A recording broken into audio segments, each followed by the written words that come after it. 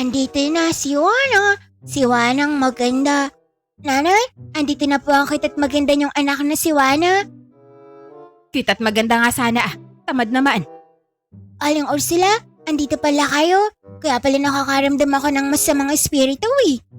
Anong masamang espiritu ka dyan? Ano akala mo sa akin? Piri lang po, kayo naman, kulit agad. Dumalaw si Aling Ursula sa atin, Juana. Namimiss ka daw niya. Inamiss mo ko Aling Ursula? Parang hindi naman eh. Siguro, nalugi na yung sari-sari star mo no? Aling Ursula, tapos manghihiram ka sa nanay kong masama ugali ng puhunan. Anong manghihiram ka dyan ng puhunan? Hindi. Dumalaw ako sa'yo dito. Doon ako galing sa tribo ng mga babaylaan. Dumalaw din ako kina Aya, Maya at Ilay. Nandun pala sila. Tinuturuan ng dalagang babaylang si Natalia. Tsaka ako, magiging magaling na babaylang yun si Ilay. At si Aya, balang araw. Hindi kagaya mo. Tatamad-tamad ka. Nakakatamad naman po talagang pumirmi dun sa tribo ng mga babaylan eh. Nakakaburyong at nakakaantok palagi. Kapag nagtuturo si Ate Natalia at Ate Gwendolyn, kaya umuwi na lang ako. Yun nga ang sabi nila sa akin. Umuwi ka daw. Kaya nga dumalaw na lang ako sa'yo dito. Mabuti pa ho, dito na kayo maghapunan, Aling Ursula. Juana, maglinis ka na ng katawan. Maya-maya, maghahapunan na tayo. Sige po, Nay. Mga mutya ng kabutihan, ako'y nananawagan. Iselyo nyo ng tuluyan ng lagusan ng Karimlan. Mga bata, itaas nyo ang mutya nyo. Itinaas ng 12 bata ang kanilang mga mutya at dito ay nagliwanag ang mga ito. At tumuon ito sa kalangitan at dito ay lumipad ang ibong Minukawa sa gitna ng liwanag ng mga mutya at lumiwanag din ang mga balahibo nito. At dito ay isinarado ng ibong Minukawa ang lagusan ng Karimlan. Pero kapalit nito ay ang unti-unti niya na paglaho. Potpot, salamat. Maraming salamat sa lahat ng tulong mo, Ibong Minukawa. Ate, maglalaho na ba ang Ibong Minukawa? Oo, Gwendolyn. Dahil nagawa na niya ang nakatadhana sa kanya. Yun ay ang selyuhan ng tuluyan ng lagusan ng Karimlan sa tulong ng mga batang liwanag. Wika ni Natalia habang may tumulong luha sa mga mata nito habang nakatingin sa unti-unting paglaho ng Ibong Minukawa na naging kasama niya sa laban. Nagawa nila na tuluyang isara ang lagusan pero kapalit din ito ang pagkawasak ng kanilang mga mutya. Pero gayon pa man, nagawa ng mapagaling ng mutya ng buhay si Eli kaya hindi na ito pilay. Ang mutya ng bahaghari naman ni Juana ay nasira na din kaya nagkalat ang mga gabay nito. Dahil sa nangyari ay naging tahimik na ang lahat at balik sa kanilang normal na mga gawain kasama ng kanilang mga pamilya. Hanggang sa lumipas ang ilang buwan sa lugar ng mga engkantada. May nakita si Kana na talaan ng mga engkantada kaya agad niyang tinanong ang kanyang inang Reyna na si Shannara. Nanay, ano po itong mga nakasulat sa talaan ng mga engkantada? Mga gamit to ah. Oo anak, mga mahiwagang gamit siya ng mga engkantada na pinagkaloob sa mga tao. Ang dami pala nanay no? May balabal, may lubid, may kaldero, may petsil at iba pa. Oo anak, mga kakaibang mga gamit na pinagkaloob ng angka natin sa mga tao para makatulong. May iba't ibang kakayahan ng mga yan, kagaya ng balabal na kaya kang ikublis sa lahat. Ang petsil na hindi nauubusan ng tubig, ang kaldero na nagpapasarap ng niluluto. At lubid na sobrang tibay at iba pa. Ang galing naman, nasa mga tao po ba ito lahat, Nay? Ang iba anak na ipasa sa mga kamag-anak nila, kagaya ng balabal na ibinigay ko noon sa albularyong si Pedro, na ngayon ay nasa apo na niyang si Pedra. Pero yung iba, wala na anak at nagkalat na mga ito sa iba't ibang lugar. Ang mga mahiwagang gamit kasi na yan ay para di mga mutya na namimili ng mga amo na karapat-dapat. Ganun po ba, Nay? Ang galing naman. Hanapin ko kaya ang mga ito at ipunin. Wag anak, dapat ay hindi engkantada ang maghahanap sa mga mahiwagang mga gamit. Kasi mawawalan ito ng bisa. Sinadya kasi ng Lola Varda mo na walang engkantada ang makakagamit noon para hindi magamit sa kung saan. Kagaya ng balabal na ibinigay ko. Kapag sa akin yun, wala yung bisa. Kasi yun ang kondisyon ng mahiwagang gamit. Kailangan mga tao o ibang mga lahi ang makakagamit nito para tulungan ng iba. Ganun ba, Nay? Eh di, ipahanap ko na lang siguro ito kay Eli. Kaso, Abala siya at andun siya sa tribo ng mga papailan. Tinuturuan sila ni Ate Nataya kasama si Tisay, Negra, Maya, Aya at Pulak. Kaya si Wana na lang siguro o kaya ang kambal na si Dara at Kara ang sasabihan ko. Ano naman ang gagawin niyo sa mga gamit kapag nakuha niyo ito? Di gagamitin sa mga kailangan ng tuling nanay. Tsaka masaya yun kasi maglalakbay na naman si Wana. Gusto mo na kasing nagagagala siya at ayaw niyang pumirma sa lugar nila. Ayaw niya nga sa tribo ng mga babaylan at nakakatamad daw mag-aral ng mga karenungan. Nakakatawa talaga si Wana. Tamad minsan, pero gustong gumala. Apo nay, tamad yung si Wana pero mabait at napakabuti po niya at kaibigan po siya ng lahat. Alam ko anak. Sige, bahala ka na sa mga kaibigan mo Basta sabihan mong mag-iingat sila at hindi din basta-basta makukuha ang mga mahiwagang mga gamit. Lalo pa ngayon, wala silang mga mutya. Kahit wala silang matya, ayos lang po yun ay.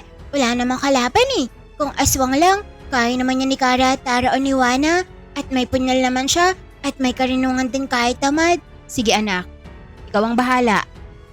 Kaya naman agad na pinuntahan ni Kana ang kambal na sina Dara at Kara na nakatambay sa tindahan ni Aling Milagring. Aling Milagring, pabili po kami ni Karen ng merienda. Ito pong bayad Abahay mala, may pera kayong dalawa Apo, Aling Milagring, kumuha kami ng uban kay Lola Meding Kaya kumita kami ni Dara ng 100. 100? Pangunguha lang ng uban. Apo, 5 piso po kasi yung isang uban ni Lola Meding Kaya pala nakaya 100 kayo Ang mahal pala ng uban ng lola nyo Bueno ito ng merienda nyo Kara Dara Salamat po Aling Milagring. Nagmerienda nga ang kambal at ilang sandali lang ay dumating naman si Kana. Dara, Kara, magandang hapon. Ikaw pala Kana, alika, merienda tayo. Aling Milagring, isang soft drinks pa nga po at saka biskwit. Oh, andito pala si Kana Sandali lang, kukuha ko. Magandang hapon po Aling Milagring. Magandang hapon naman. O ito ng merienda mo Kana Umupo ka na lang dyan, kasama ng kambal. Salamat po. Bakit napadalaw ka Kana? May kalaban na naman ba tayo? Wala Dara, dumalaw lang ako sa inyo kasi namiss ko kayo Tsaka may sasabihin ako. Ano yun Kana? Sabihin mo na sa amin ni Dara. Hinaan mo lang para hindi marinig ni Aling Milagring. Nga Kara, chismosa kasi ang si Aling Milagring Anong chismosa ka dyan Dara? Hindi ako chismosa Ayos lang naman, kahit marinig pa to ni Aling Milagring. Ano nga ba yan Kana? O eto, tingnan niyo sa talaan ng mga engkantada na nakita ko. Pinakita ni Kana ang mga larawan ng mga gamit, kina Dara at Kara. Ano ba yan Kana? Mga gamit lang naman yan ng mga tao Dara, mga gamit nga pero mahiwaga ang mga to. Kagaya nitong balabal, ang sabi ni Nanay Shannara, kaya ka daw ikubli nito sa mga mata ng kahit sino man. At saka itong lupit, napakatibay daw nito. Tapos itong pichilo, di daw nauubos din ng tubig. At talaga? Ayos yan bakit mo yan pinapakita sa amin Kara? Kasi baka gusto niyong hanapin ng mga ito Kara, Dara. Tapos ipagamit natin sa mga tao na may kailangan ng mga gamit na to. Bakit hindi na lang ikaw magganap niyan Kana? Kasi gamit naman yan ng mga engkandada Gusto ko nga sana kasi sabi ni Ina, bawal daw ako kasi engkantada ako. Hindi daw to gagana kapag ako ang gumamit. Ay hindi kaya mawawalan nito ng bisa. Ganun ba? Kaya ka pumunta sa amin? Kasi kami ang maghahanap niyan para sa'yo. Ganun ba Kana? Dara, Kara, kung gusto niya lang naman at hindi naman ito minamadali Teka Kana, patingin nga ako. Ito po Aling Milagring Pinakita ni Kana kay Aling Milagring ang mga larawan ng mga mahihiwagang gamit. Alam ko to, ang mga mahiwagang gamit ng mga engkantada na pinagkaloob sa tao. Kagaya nitong balabal, gamit ito noon ng albularyo na nagngangalang Pedro. Apo, yan din po ang sabi sa akin ni Ina Shannara Aling Milagring. Ang ganda nito Kara Ang pulseres, ang swerte siguro pag nakuha natin to. Palagi tayong maraming pera nga Dara Tsaka itong pitsil ng tubig Dara. Hindi na tayo mawawalan ng tubig pag nakuha natin. Hahanapan niyo ba ang mga ito Dara Kara pag makuha niyo itong pulseras ng swerte ibigay niyo sa akin. O kaya ibibilhin ko para naman swertehin tong tindahan ko. Gusto nga sana namin Aling Milagring Kasi hindi pwede at aalis kami nila nanay at lola at ni Tia Luna. Ano, aalis kayo? Saan naman kayo pupunta? Sa kabilang isla po Aling Milagreng, dadalaw daw po kami sa pinsan ni Lola Miding na Yumao. Tapos magbabakasyon na lang din daw po kami sabi ni nanay at hindi daw po kasi kami nakakapag-banding na. Kaya, pasensya ka na ha? Hindi na namin mahanap to ni Kara. Ayos lang Kara, Dara, wala namang problema. Hindi naman to importante eh. Gusto ko lang makita ang mga mahiwagang gamit ng mga engkantada. Si Ilay na lang ang sabihin mo o kaya ay si Tisay at Negra. Kasi alam ko, si Aya nasa tribo ng mga papailan kasama si Maya. Tapos si Pulak nasa tribo nila kasama si Tisay at lilipat daw doon sila Negra sa tribo nila Pulak. Oo nga eh. Tama yung sabi ni Kara. Tapos si Nana at Pepeng naman, abalayin sa pagtulong sa mga magulang nila kasi si Nana may sarili ng lupa na tinatanaman ng mga gulay at si Pepeng may sarili ng karinderya at salamat sa mga hiyas na bigay mo Kana. Oo nga eh, ayaw kasi nila na kumuha ng marami para sana maganda na ang buhay nila at hindi na nila kailangan na magtrabaho. Kagaya niya din Kara, Dara. Ay ayaw namin Kana eh. Tsaka sabi ni nanay at ni Tatay Isko, pati ni Tia Luna na masama ang gahaman, tsaka ayos naman ang buhay namin. Yung ibang mga hiyas, binenta din ni nanay pero tinago niya sa bangko para may magamit pag kailangan talaga. Ganon din si Nana at Pebeng eh. Sanay daw sila sa paghahanap buhay at masaya sila dun.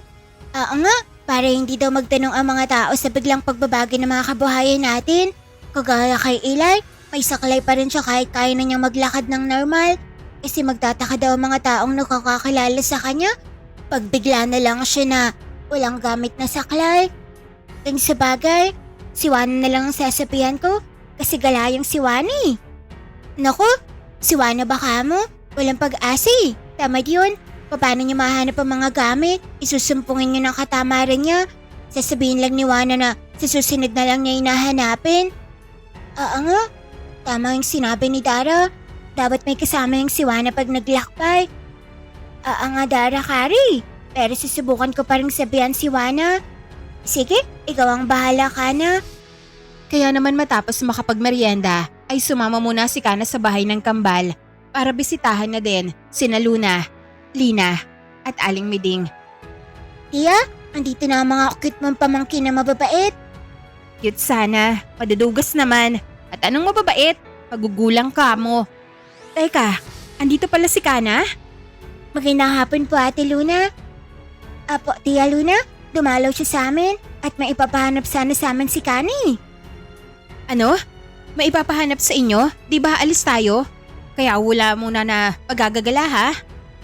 Magandang hapon po Nanay Lina. Nanay, andito na po pala kayo. Oo, nauna ako sa tatay nyo. Nanay, hindi po kami gagala. Nasabi na po namin yun kay Kana. Oo nga po Nay, tama po si Kara kasi magbabakasyon pa po tayo hindi po ba? Kaya pagkatapos na lang siguro, inay kung hindi kami mauunahan ni Wana. Teka, ano bang pinapahanap mo sa kambal Kana? Mga mahiwagang gamit po ng engkantada Ate Luna pero hindi naman yun importante kaya wag po kayo mag-alala. Mga mahiwagang gamit? Apo Tia, kasi hindi pwedeng si Kani. Mawawalan daw yun ng bisa pag siya ang humanap. Kaya siya pumunta sa amin ni Dara. Kaso, aalis nga tayo eh. Tama po si Kara Tia Luna. Mas madali sana namin yun na magagawa kasi mas malakas kami kaysa sa iba eh. At wala na sila mga mutya. Oo nga pala no. Naging normal na bata na lang ang iba sa inyo kasi ginamit pala ni Ate Natalia ang mga mutya nyo kasama ng Minukawa at ang mutya ng buhay ni Ilay para tuluyan ng selyuhan ang lagusan ng Karimlan para habang buhay na itong hindi mabubuksan. Apo ate, kaya wala na mga nilalang ng Karimlan ang makakatawid sa mundo ng mga tao? Oo nga eh, pero may mga ilang mga aswang at maligno pa rin ang namiminsala sa ibang mga lugar. Pero normal na din yon, di naman talaga sila mawawalang lahat. Apo Ate Luna, pero kahit wala na kaming mga mutya, ay kaya pa rin naming labanan ng mga masasama. Kagaya ko, wala man akong bertod, isa pa rin naman akong engkantada. Si Dara at Karen naman, ang agapunan nga. Si Negra, isang bangkilan. Si Mai naman, kalahating balaw. At si Tisay, isang sibulang engkanto. Si Eli, Aya, Wana Bulak at Nana at Pepeng lang talaga siguro ang medyo naapektuhan.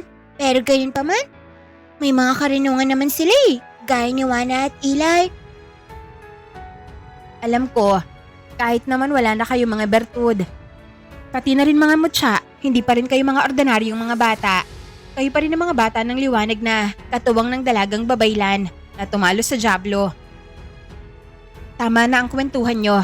Luna, tulungan mo na ako ditong magluto. Dara, Kara, maglinis na ng katawan. At ikaw Kana, dito ka na maghapunan kasama ng kambal. Nga, dito ka na muna matulog sa amin, Kana. Bukas ka na pumunta kay Wana. Oo, libre ka namin ulit mamaya kay Aling Milagring ng pangimagas. Sige Kara, Dara. Kaya naman nanatili na nga muna si Kana sa lugar ng kambal. Samantala kay Wana naman ay papauwi na ito sa kanilang bahay galing sa paglalaro at kakanta-kanta pa ito. Nandito na si Wana. Si Wanang maganda. Nanay, andito na po ang kita't maganda niyong anak na si Wana. Kita't maganda nga sana tamad naman. Aling Ursula, andito pala kayo. Kaya pala nakakaramdam ako ng masamang espiritu Anong masamang espiritu ka dyan? Ano akala mo sa akin? Piri lang po, kayo naman, kulit agad. Dumalaw si Aling Ursula sa atin, Wana. Namimiss ka daw niya. Inamiss mo ko, Aling Ursula? Parang hindi naman Siguro, nalugi na yung sari-sari star mo, no? Aling Ursula, tapos manghihiram ka sa nanay kong masama ugali ng puhunan. Anong manghihiram ka dyan ng puhunan? Hindi. Dumalaw ako sa'yo dito. Doon ako galing sa tribo ng mga babaylaan. Dumalaw din ako kina Aya, Maya at Eli. Nandun pala sila. Tinuturuan ng dalagang babaylang si Natalia. Tsak ako, magiging magaling na babaylang yun si Eli. At si Aya, balang araw. Hindi kagaya mo. Tatamad-tamad ka. Nakakatamad naman po talagang pumirmi dun sa tribo ng mga babaylan Nakakaburyong at nakakaantok palagi. Kapag nagtuturo si Ate Natalia at Ate Gwendolyn, kaya umuwi na lang ako. Yun nga ang sabi nila sa akin. Umuwi ka daw. Kaya nga dumalaw na lang ako sa'yo dito. Mabuti pa ho, dito na kayo maghapunan, Aling Ursula. Wana, maglinis ka na ng katawan. Maya-maya, maghahapunan na tayo. Sige po, Nay. Naglinis na nga ng katawan si Wana. At makalipas ang ilang sandali ay dumilim na, kaya naghapunan na sila. Hindi pa man sila kumakain, ay hinanap ni Wana ang kanyang tatay Berto. Nanay, nasan po si tatay? Nasan pa? Ay di nasa inuman na naman, pero hayaan mo na. Nagpaalam naman sa akin yon, kaya kumain na lang tayo. Kaya naman kumain na silang tatlo ni Aling Ursula at nagkukwentuhan pa. Samantala, sa tribo naman ng mga babaylan. Magaling Eli, Aya, Maya, ang gagaling nyo. Ang bibilis niyong matuto. Oo nga Ate Natalie, bilib talaga ako sa kanila. Sa 12 bata ng liwanag, silang 4 lang ang hindi mga pasaway. Kasama si Kana. Oo nga Gwendolyn no, etong si Eli, Maya. Aya at Kana lang ang talagang hindi makukulit. Sinabi mo pa ate, yung iba, makukulit na, madudugas pa, at tamad pa. Lalo na yung si Wana. Ate Gwendolyn, ninuno kasi ni Wana si Juan tamad kaya siya ganun. Oo nga, tama si Aya, pero kahit ganun si Wana, mahal siya ng lahat.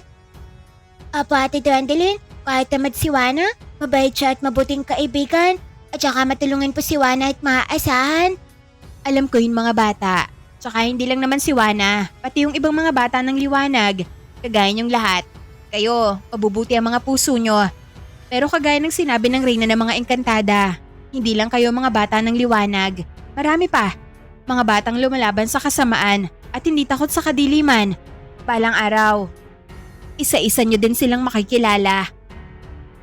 Tumigil na muna sila sa pagsasanay at kumain na rin. Matapos yun ay natulog na ang mga bata. Samantalang, gising naman si Natalia at may binabasa ito na mga talaan nang lumapit sa kanya si Gwendolyn. Ate, ano yung binabasa nyo? Talaan ng mga mahiwagang sandata, Gwendolyn. Talaan ng mga mahiwagang sandata? Kagaya ba ng gamit namin noon nung nakikipaglaban tayo kay Karima at sa mga alagad niya ate? Oo, hindi lang kayo nila Makisig, Clarissa, Irendel, at ikaw Gwendolyn. Hindi lang kayo nagtataglay ng mga mahiwagang sandata ng mga elemento. Tingnan mo ito. Tiningnan nga ni Gwendolyn ang talaan at nakita niya ang ibang mga sandata. Espadang apoy, latigong kidlat, nagyayelong palakol, apoy na panangga, palasong hangin at karet ng kadiliman, sibat ng kamatayan. Parang kagaya sa mga gamit namin noon na sandata, ngunit iba-iba ang elemento. Yung karet ng karimlan ate, nakalaban na natin yun hindi ba? Oo, nakita mo ang lakas ng mga mahiwagang sandata hindi ba? Lalo na pag napunta sa mga maling kamay, maaaring gamitin sa masama. Ang karet ng karimlan ay dating karet ng kasaganaan. Binigay ito ng mga engkantada sa mga tao para makatulong. Pero may ilan na naging sakim at ginamit ang karet sa pagpatay. Kaya naman nagbago ito at naging sandata na ng kadiliman. Kaya ito naging karet ng karimlan. Ganun ba? Bakit mo binabasa yan ate? Anong balak mo? Hahanapin mo ba ang mga sandata na yan? Tapos na ang oras ko bilang manlalakbay Gwendolyn. Kaya ipapaubaya ko sa mga bata ang misyon na paghanap sa mga sandata at mga gamit. At nakausap ko na si Shannara. Parang sinadya din ang pagkakataon na ganun din ang mga nasa isip ng anak ng si Kana. Kaya hayaan ko sa mga bata ang paghahanap sa mga ito. Kung sa bagay, wala naman tayong kalaban ngayon. Kaya naman, tsak akong walang sagabal sa gagawin ng mga bata. Isinarado na ni Natalia ang talaan at natulog na sila. Pero lingid sa kanilang kaalaman ay may nagpaplano din na hanapin ang mga nasabing sandata. At ito ay si Cruella, ang anak ni Karima na mortal na kalaban ni Natalia. Nagbalik ng dalagang babayla na pumatay sa ina ko. Kailangan ko makaganti sa kanya. Pero sa ngayon, hindi muna ako magpaparamdam at kikilos ako nang hindi nila nalalaman. Hahanapin ko mga sandata ng kadiliman para lumakas ako at may panlaban ako sa mga sandata nila. Wika nito, habang planong hanapin ang sibat ng kamatayan at karit ng karimlan na nagawang mawasak noon. Pero ang hindi alam nila Natalia ay bumabalik ito sa dati ng paulit-ulit hanggang sa makakita muli ito ng bagong amo na pagsisilbihan. Ang masama pa, ang lakas ng dating gumamit dito ay nagagawang mahigop ng karet kaya patuloy ito na lumalakas sa paglipas ng panahon. Balik naman kay Juana sa bahay nila, kinabukasan ay nagising na ito. Nakita si Aling Ursula at Berta na nagkakape. Magandang umaga sa nanay kong maganda at kay Aling Ursula na mukhang impacta. Anong impacta ka dyan, Juana? Kakagising mo lang. Nanlalait ka na kaagad dyan. Pero lang po yung Aling Ursula. Kayo naman, nagugalit agad. Pagpasensya nyo na ho si Juana, Aling Ursula ha. Napakakulit talaga niyan eh. Ayos lang Berta, huwag ka mag-alala. Sanay na ako sa anak mong makulit, pero tamad. Nanay, pahingi po ng kape. Please. Sige na, maupo ka dyan. Ipagpagtimpla kita ng kape mo. Naupo na nga si Juana at maya-maya ay bumalik na si Berta. Dala ang kape nito. Oh, eto ng kape mo. Mag-almusal ka na dyan, Juana ha. Para kahit saan ka mamaya gumala. Busog ka. Mahal na mahal ka talaga ng nanay mo. Ano, Juana? Mahal na mahal ko din naman po si Nanay Berta Aling Ursula eh. Nung kinalaban ko nga ang bantay ng matyanang boy sa Lagos ng kaluluwa at panahon, kinaya nito ang mga wangas nyo at ng mga kaibigan ko. Tapos sinabihan ako ng imposter na Nanay Berta na wala daw akong kwenta at ang tamad-tamad ko, kaya napaiyak nga po ako nun eh. Ano? Sinabi yun ng impostor ko sa'yo? Apo Nay, mabuti na lang. Dumating si Ilay at sinabi niya sa akin na ilusyon ko lang ang lahat. Kaya naman tumayo ako at sinabing tatalunan ko siya at babalik ako sa inyo ng ligtas kagaya ng pangako ko po, Nay. At saka alam ko naman na kahit pasaway at tamad ako, mahal na mahal niyo po ako, Nanay. Siyempre naman, hindi yun magbabago. Ikaw si Juana, ang anak ko, at lahat gagawin ko para sa'yo. Talaga po, Nay? Lahat gagawin niyo po? Siyempre naman, mahal kita eh. Sige nga po, ilipat niyo na po sa pangalan ko ang mga ari-arian niyo, Nay. Kung mahal niyo po talaga ako. Biglang nagbago naman ang mukha ni Berta dahil alam niya na iniisahan na naman siya ng anak ng si Juana at padrama-drama pa ito noong una. Anong ilipat sa'yo mga ari-arian? Gusto mo, umagang-umaga masa po yung kitawana? Ha? Biro lang po yun, Nay. Kayo naman, kulit agad. Magkakape na nga lang ako. Hay nako Berta, mukhang hindi na magbabago sa kakulitan nitong si Juana. Oo nga ho, Aling Ursula eh. Kahit nasanay na ako sa makulit na to. Minsan, nasusubok talagang pasensya ko eh. Nanay, si Tatay Berto po, nasa na? Di ko alam. Umalis na naman yung tatay mo. Ating gabi na umuwi tapos umaga umalis na naman kaagad. Pasaway talaga yung tatay ko na yun ah. Pareho kayong dalawa ng tatay mo. Kaya mag-almusal ka na dyan para hindi masira ang araw ko. Lingid sa kaalaman nila ay kaarawan pala ni Berta pero hindi niya ito sinabi kina Juana at Berto. Kaya naman naiinis ito na nagtatampo pero wala din itong magagawa kung talagang nakalimutan na ng mga ito yon. Kaya napabuntong hininga na lamang ito hanggang sa biglang dumating si Bebeng. Maganda umaga po, Aling Berta. Magsusoli lang po sana ako ng sandok. Sandok? Wala naman kayong hiniram na sandok dito, Bebeng ah. Ay naku, kunwari ka pa, Bebeng. Aga-agahan ka na naman dito eh. Ano ka, Juana? Inutusan kaya ako ni nanay na magsoli ng sandok. Di ko naman alam na almasal niya ni. Ay nako, style mo Bebeng, bulok. Kilala kita. Kunwari magsusoli ka lang ng kung ano-ano para makapag-agahan dito. Ano ka, Aling Ursula? Hindi ko ako ganun oh. Tsaka ikaw nga, ang layo-layo ng baryo nyo, pero umaabot ka pa dito para makakain eh. Ano makakain ka dyan? Bumisita ako dito kina Juana at Berta. Tama na nga yan. Sige na Bebeng, pumasok ka na at kumain. Ayan Juana oh. Aling Ursula, narinig nyo? Inimbita ako ng Aling Berta, kaya kakain na ako ah. Ayos ka din Bebeng no? May karinderya na nga kayo, tapos dito ka pa kumakain sa amin. Isabi ng nanay ko, wag daw akong peppermint doon at malulugi daw siya eh. Ako nga ang tagatikim kong masarap, sakto na yung luto nila. Paano hindi kayo malulugi? Yung tikim mo, tagi-isang mangkok. Biting kasi pag konti lang Juana eh. Ay nako, sige na, kumain na kayo dyan. Sige na nga po. Aling Berta, paabot naman po ng 3 hotdog at 2 pritong itlog po. Ilang kakainin ko, nawawalan ako ng gana at karap ko si Aling Ursula eh. Anong nawawalan ka ng gana dyan? 3 hotdog, 2 itlog at 1 plato ng sinangag. Wala ka pang gana niyan Bebeng. Hindi ka pa rin talaga nagbabago. Masiba ka pa rin. Mabuti hindi mo kasama si Nana. Nang biglang dumating nga si Nana. Ay naku, sabi na eh. Kumaan ka ba dito Bebeng? Maganda araw po Aling Berta. Tsaka may bisita pala kayong pangit Juana oh. Maganda umaga po Aling Ursula. Hay nako, nilait mo muna ako bago ka magbagandang umaga. Hindi pa rin talaga kayo nagbabagong 3. Oh, bakit Nana? Ano nangyari? Inutusan ko po si Bebeng Aling Berta na sabihan kayo, may nangyari kay Mang Berto. Pero kumain pala dito, kaya pala hindi na nakabalik. Sinagugutom ako nani. Pagpunta ko dito kina Aling Berta.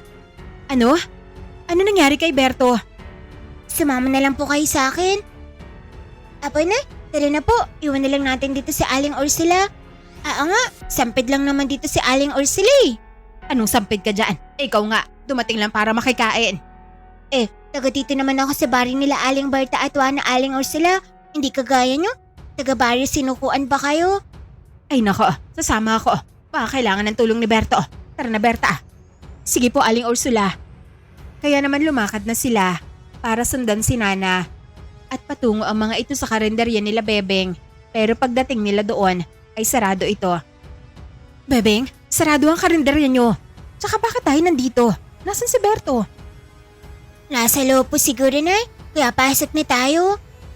Hinilangan ni Juana ang kanyang nanay Berta. At pagbukas ng pinto ay nagulat si Berta nang andon si Berto. At ang iba pa nilang kababaryo at kaibigan nito at sabay-sabay siyang binati nito sa kanyang kaarawan. Kaya nagulat ito. Kinuha ni Juana ang bulaklak na nakatago at ibinigay sa kanyang nanay Berta at binati ito. Maligayang kaarawan sa nanay kong maganda, na mahal ni Juana. Napaluha naman sa tuwa si Berta. Sabay yakap nito kay Juana. At dito na lumapit si Berto. Alam mo Berta, si Juana ang nakaisip nito lahat. Gusto ko kasi niyang isorpresa. Kaya ilang araw din namin itong pinaghandaan na 2 para sa'yo. Akala ko, nakalimutan niyo na eh. Salamat Berto ha, Juana. Kaya naman nagyakapan na ang mag-anak. At pagkatapos noon ay nilabas na nila ang mga pagkain, kagaya ng lechon, na kagabi pa pala inihanda. Kaya pala, hating gabi na umuwi si Berto para asikasuhin ito. Kinunsyaba naman ni Juana sina Nana at Bebeng, pati na ang mga nanay nito na kaagad namang pumayag.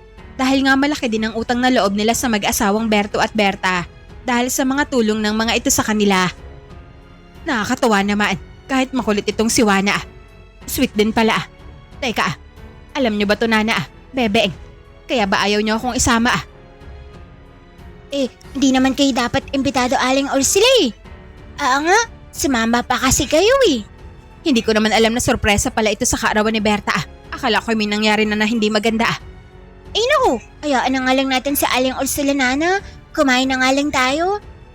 Kaya naman kumain na lamang sila dahil buong araw ang selebrasyon ng kaarawan ni Berta na siyang pinaghandaan talaga ni Juana gamit ang mga hayas na bigay ni Kana. Binenta niya ito para gamitin panggastos sa kaarawan ng kanyang nanay Berta. Kahit may pera naman ang kanyang tatay Berto ay hinayaan niya si Juana na gawin ang gusto nito. Kaya naman naging masaya ang pagdiriwang ng kaarawan ni Berta at nagsimula na ang inuman at kainan. Dumating din ang principal nilang si Miss Minchin kasama ng mga guro nilang si Mia, Leila, Beatrice at Leslie na inimbit ang lahat ni Juana. Andito din pala ang mga guro natin Nana kasama ang principal nating pangit. Nga Bebeng no, inimbita siguro sila ni Juana. Bumati nga ang mga ito kay Berta at pagkatapos ay naghanap ng mauupuan para kumain. Ma'am Mia, Ma'am Leila, Ma'am Leslie, Ma'am Beatrice, dito po kayo umupo sa upuan namin ni Nana. Tapos Miss Minchin, doon po kayo umupo kasama ni Aling Ursula para maiba yung mga upuan ng mga pangit sa mga magaganda at cute. Maganda at cute, tabatsay naman. Nako, wag Miss Minchin, parang hindi na kayo nasanay kay Bebeng. Tsaka may punto naman po siya eh. Ano may punto ka dyan Layla? Isa ka pamilya. Tumigil ka din dyan. Palibasay kampi-kampi kayo mga guro kayo. Siya, doon na ako. Kaya naman naupo na lamang si Miss Minchin sa mesa kung nasaan si Aling Ursula at kumakain. Samantala, balik naman kay Kana sa bahay ng kambal matapos ito mag-almusal ay nagpaalam na ito para lumakad patungo kay Juana. Paalam Dara, Kara, Ate Luna. Paalam Kana, mag-iingat ka ha. Kamusta mo kami kay Juana Kana ha? Dadalo na lang kami ni Dara sa kanya kapag may oras na kami kasi pag siya, walang pag-asang dumalaw sa amin at tamad ngayon eh. Sige Dara, Kara, sasabihin ko. Kaya naman lumakad na si Kana patungo sa lugar ni Juana. Ay na si Kana Dara oh. Masaya sana kung nga hanapin natin ang mga mahiwagang gamit no? Ngay, di bale, pagbalik na lang natin Kara. Sige Dara, hanapin natin yung pulseres na nagbibigay ng swerte o kaya ang pitsil na hindi nauubusin ng tubig para magamit natin. O kaya, ibebenta natin kay Mang Teban para may patubig na siya sa pananim niya. Anong ibebenta kayo dyan? Bawal yun ah. Wala ng bisa ang mga mahiwagang gamit kapag binibenta. Ganun ba tiya? Di gamitin na lang natin Kara. Mabuti siguro kapag nahanap nyo yon. Ibigay nyo sa mga nangangailangan.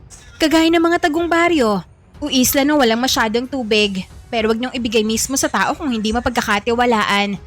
Ang gawin nyo, ilagay nyo sa lugar na hindi basta makakita o makukuha ng mga tao.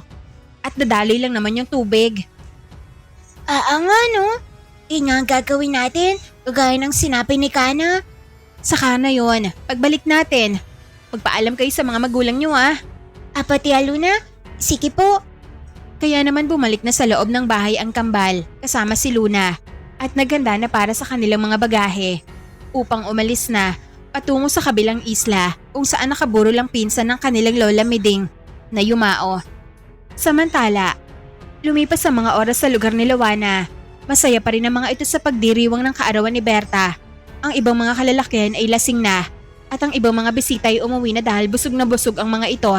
Naiwan na lamang si Miss Minchin kasama si Leila at Mia.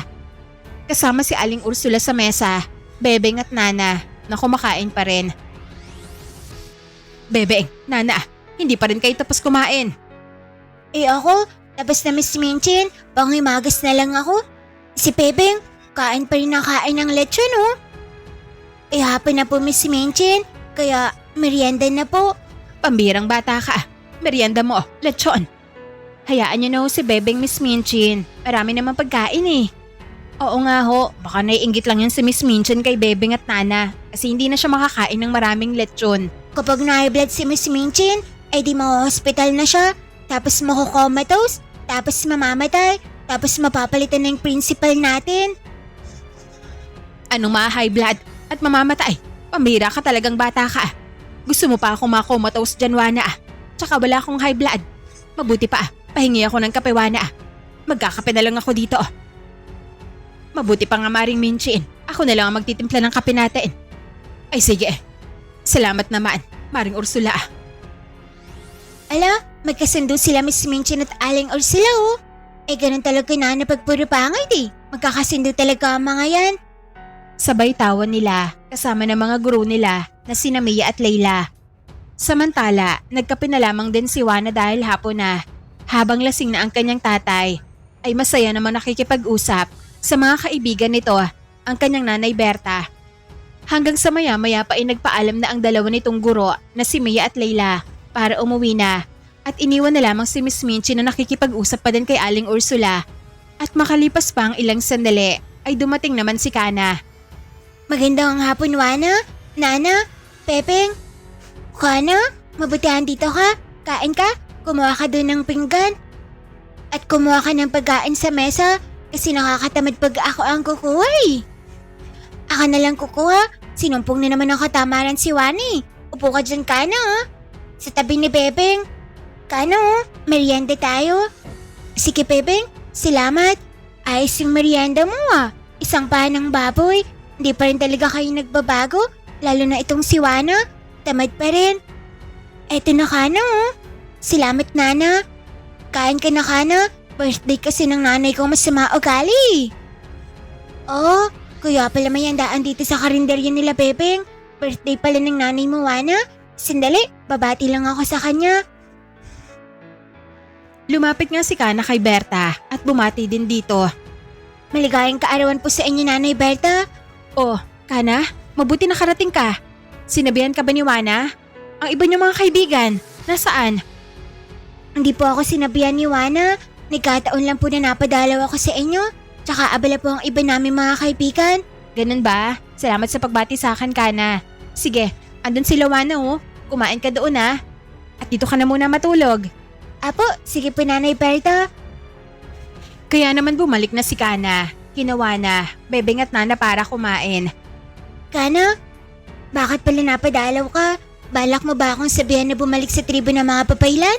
Para magsanay? Hindi Wana, may iba akong pakay. Ano naman yan Kana? Kung gusto mo lang naman Wana, eto hanapin mo mga to. Pinakita ni Kana, kinawa na, Bebeng at Nana ang talaan ng mga gamit ng mga engkantada patungkol sa mga mahiwagang gamit. Mga mahiwagang gamit ito ng mga engkandada Wana. Tulad nitong balabal na kaya kang ikublit sa mga mata ng mga tao, engkanto at iba pa. Ang lubid na napakatibay na hindi napuputol, ang pulseres na nagbibigay ng swerte, ang lampara na nagbibigay ng kahilingan, ang pitsil na hindi nawawalan ng tubig at ang iba pa. Ayos yan may ganun pala mga gamit ng mga engkantada Kana. Wana, binigay yan noon si tao, kaso ang iba, hindi na pinamana at nagalat na yun sa iba't ibang lugar. Kaya nga bala kong ipahanap sa'yo Hindi kasi pwede na ako ang maghanap at bawal daw sabi ni ina. At mawawala ng bisa ang mga gamit pag isang engkantada ang gagamit nun.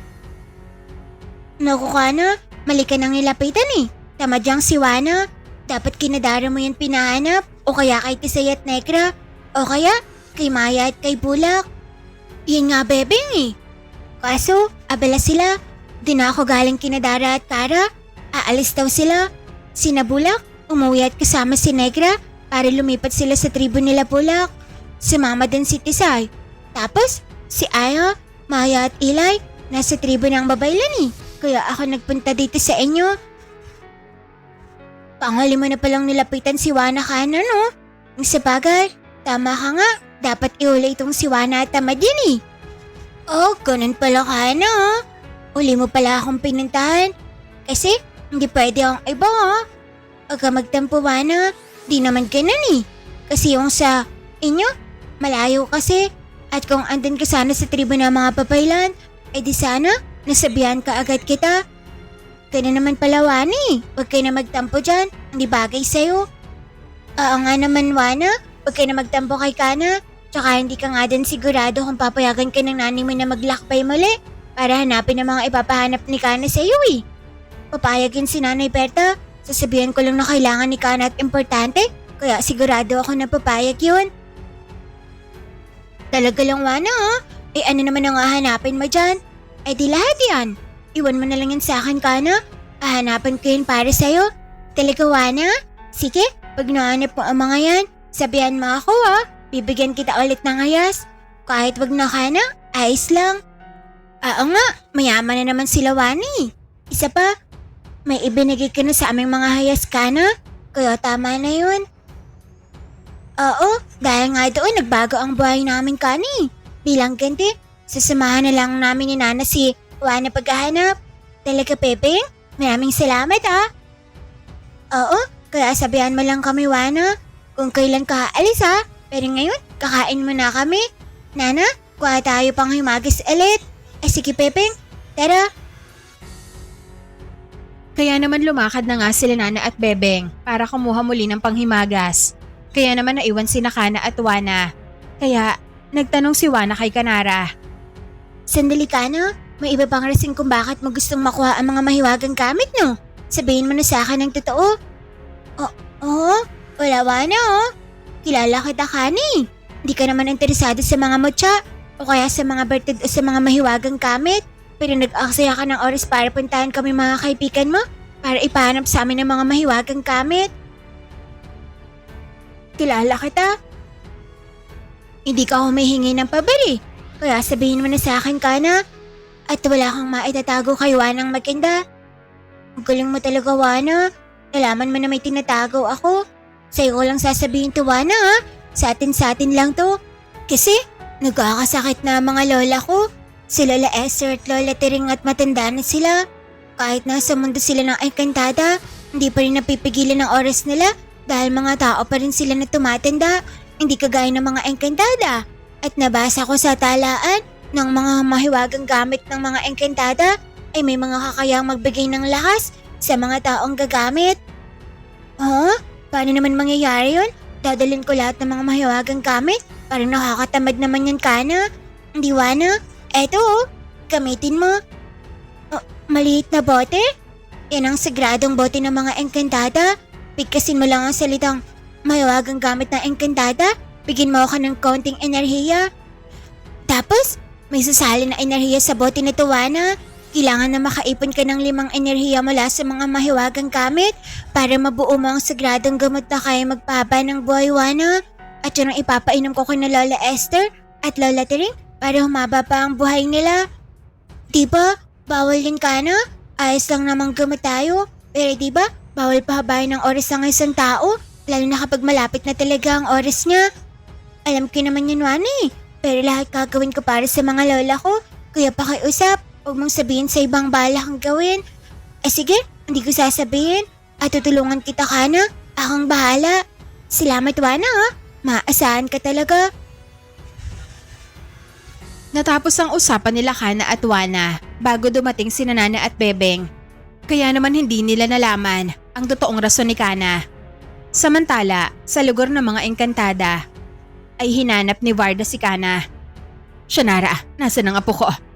Pumunta ho si Kana sa mundo ng mga tao inang Varda. Bakit ho? Wala naman. Napansin ko kasi na dala niya ang talaan ng mga mahiwagang gamit. Oo, pinakita nga sa akin ni Kana yon. At balak nga niya itong ipahanap sa mga kaibigan niya. Bawal ho siya. At kahit kalahating tao si Kana, may dugo pa rin naman siyang Encantada. Hindi ka ba nagtataka kung bakit gustong hanapin ni Kana ang mga mahiwagang gamit? Nagtataka? Hindi naman po. Sinabi naman ni Kana na ibibigay niya yun sa mga taong nangangailangan pag nakuha nila ng mga kaibigan niya. Bakit to, ina? Dala din ni Kana ang isang sagradong bote, Shanara. Sagradong bote? Ano naman ang gagawin ni Kana sa sagradong bote, ina? Marahil, gagamitin niya yun para makakuha ng mga enerhiya sa mga mahiwagang gamit para makagawa ng sagradong likido na kaya magpalakas sa tao at magpahaba ng buhay. Oh, saan naman gagamitin yun na Esmeralda? May kaibigan ba siyang kailangan ng tulong? Ang mga lola niya, Palagay ko, yun ang gagamitan niya ng sagradong likidong yon para mapahaba ang buhay ng mga ito. Hindi naman siguro alam ni Esmeralda na bawal yun, ina. Palagay ko, may paggagamitan lang si Kana na iba. May tiwala ako sa anak ko, ina. Magsasabi yun ng totoo sa akin. Sana nga siya, Nara. Dahil pag nangyari yon, maaari mapaalis si Kana sa mundo ng engkantada at hindi na makabalik pa. Sakaling labagin niya ang batas natin na kahit ako hindi pwedeng baliwalain yon. Narinig naman yon nila Lola Tering at Lola Esther ni Kana, kaya nag-alala din ang dalawa dahil kilala nila ang apo nilang si Kanara na gagawin nito ang lahat para sa kanila. Narinig mo ba yung Tering? Oo naman, Esther. Hindi ako papayag na gawin ng apo natin yon. Mas nanaisin kong mawala pag oras ko na kaysa naman maparusahan ng apo natin. Ako din naman, Tering. Mahal na mahal ko si Kana. Kaya naman hindi ako papayag na gagawa siya ng labag sa batas ng mga engkantada para lang sa atin. Kaya nakapagdesisyon ang dalawang matanda na wag iinumin ang anumang ibibigay ni Kana sa kanila kung sakali man. At balik nga kay Kana sa lugar ni Juana. Umuwi na ang mga ito sa bahay ni Juana dahil tapos na ang pagdiriwang ng kaarawan ni Berta at lasing na din si Berto.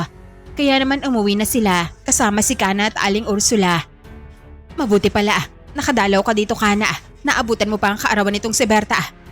Apo, Aling Ursula, nagkataon nga po eh. Hindi ko kasi alam na birthday pala ni Nanay Berta.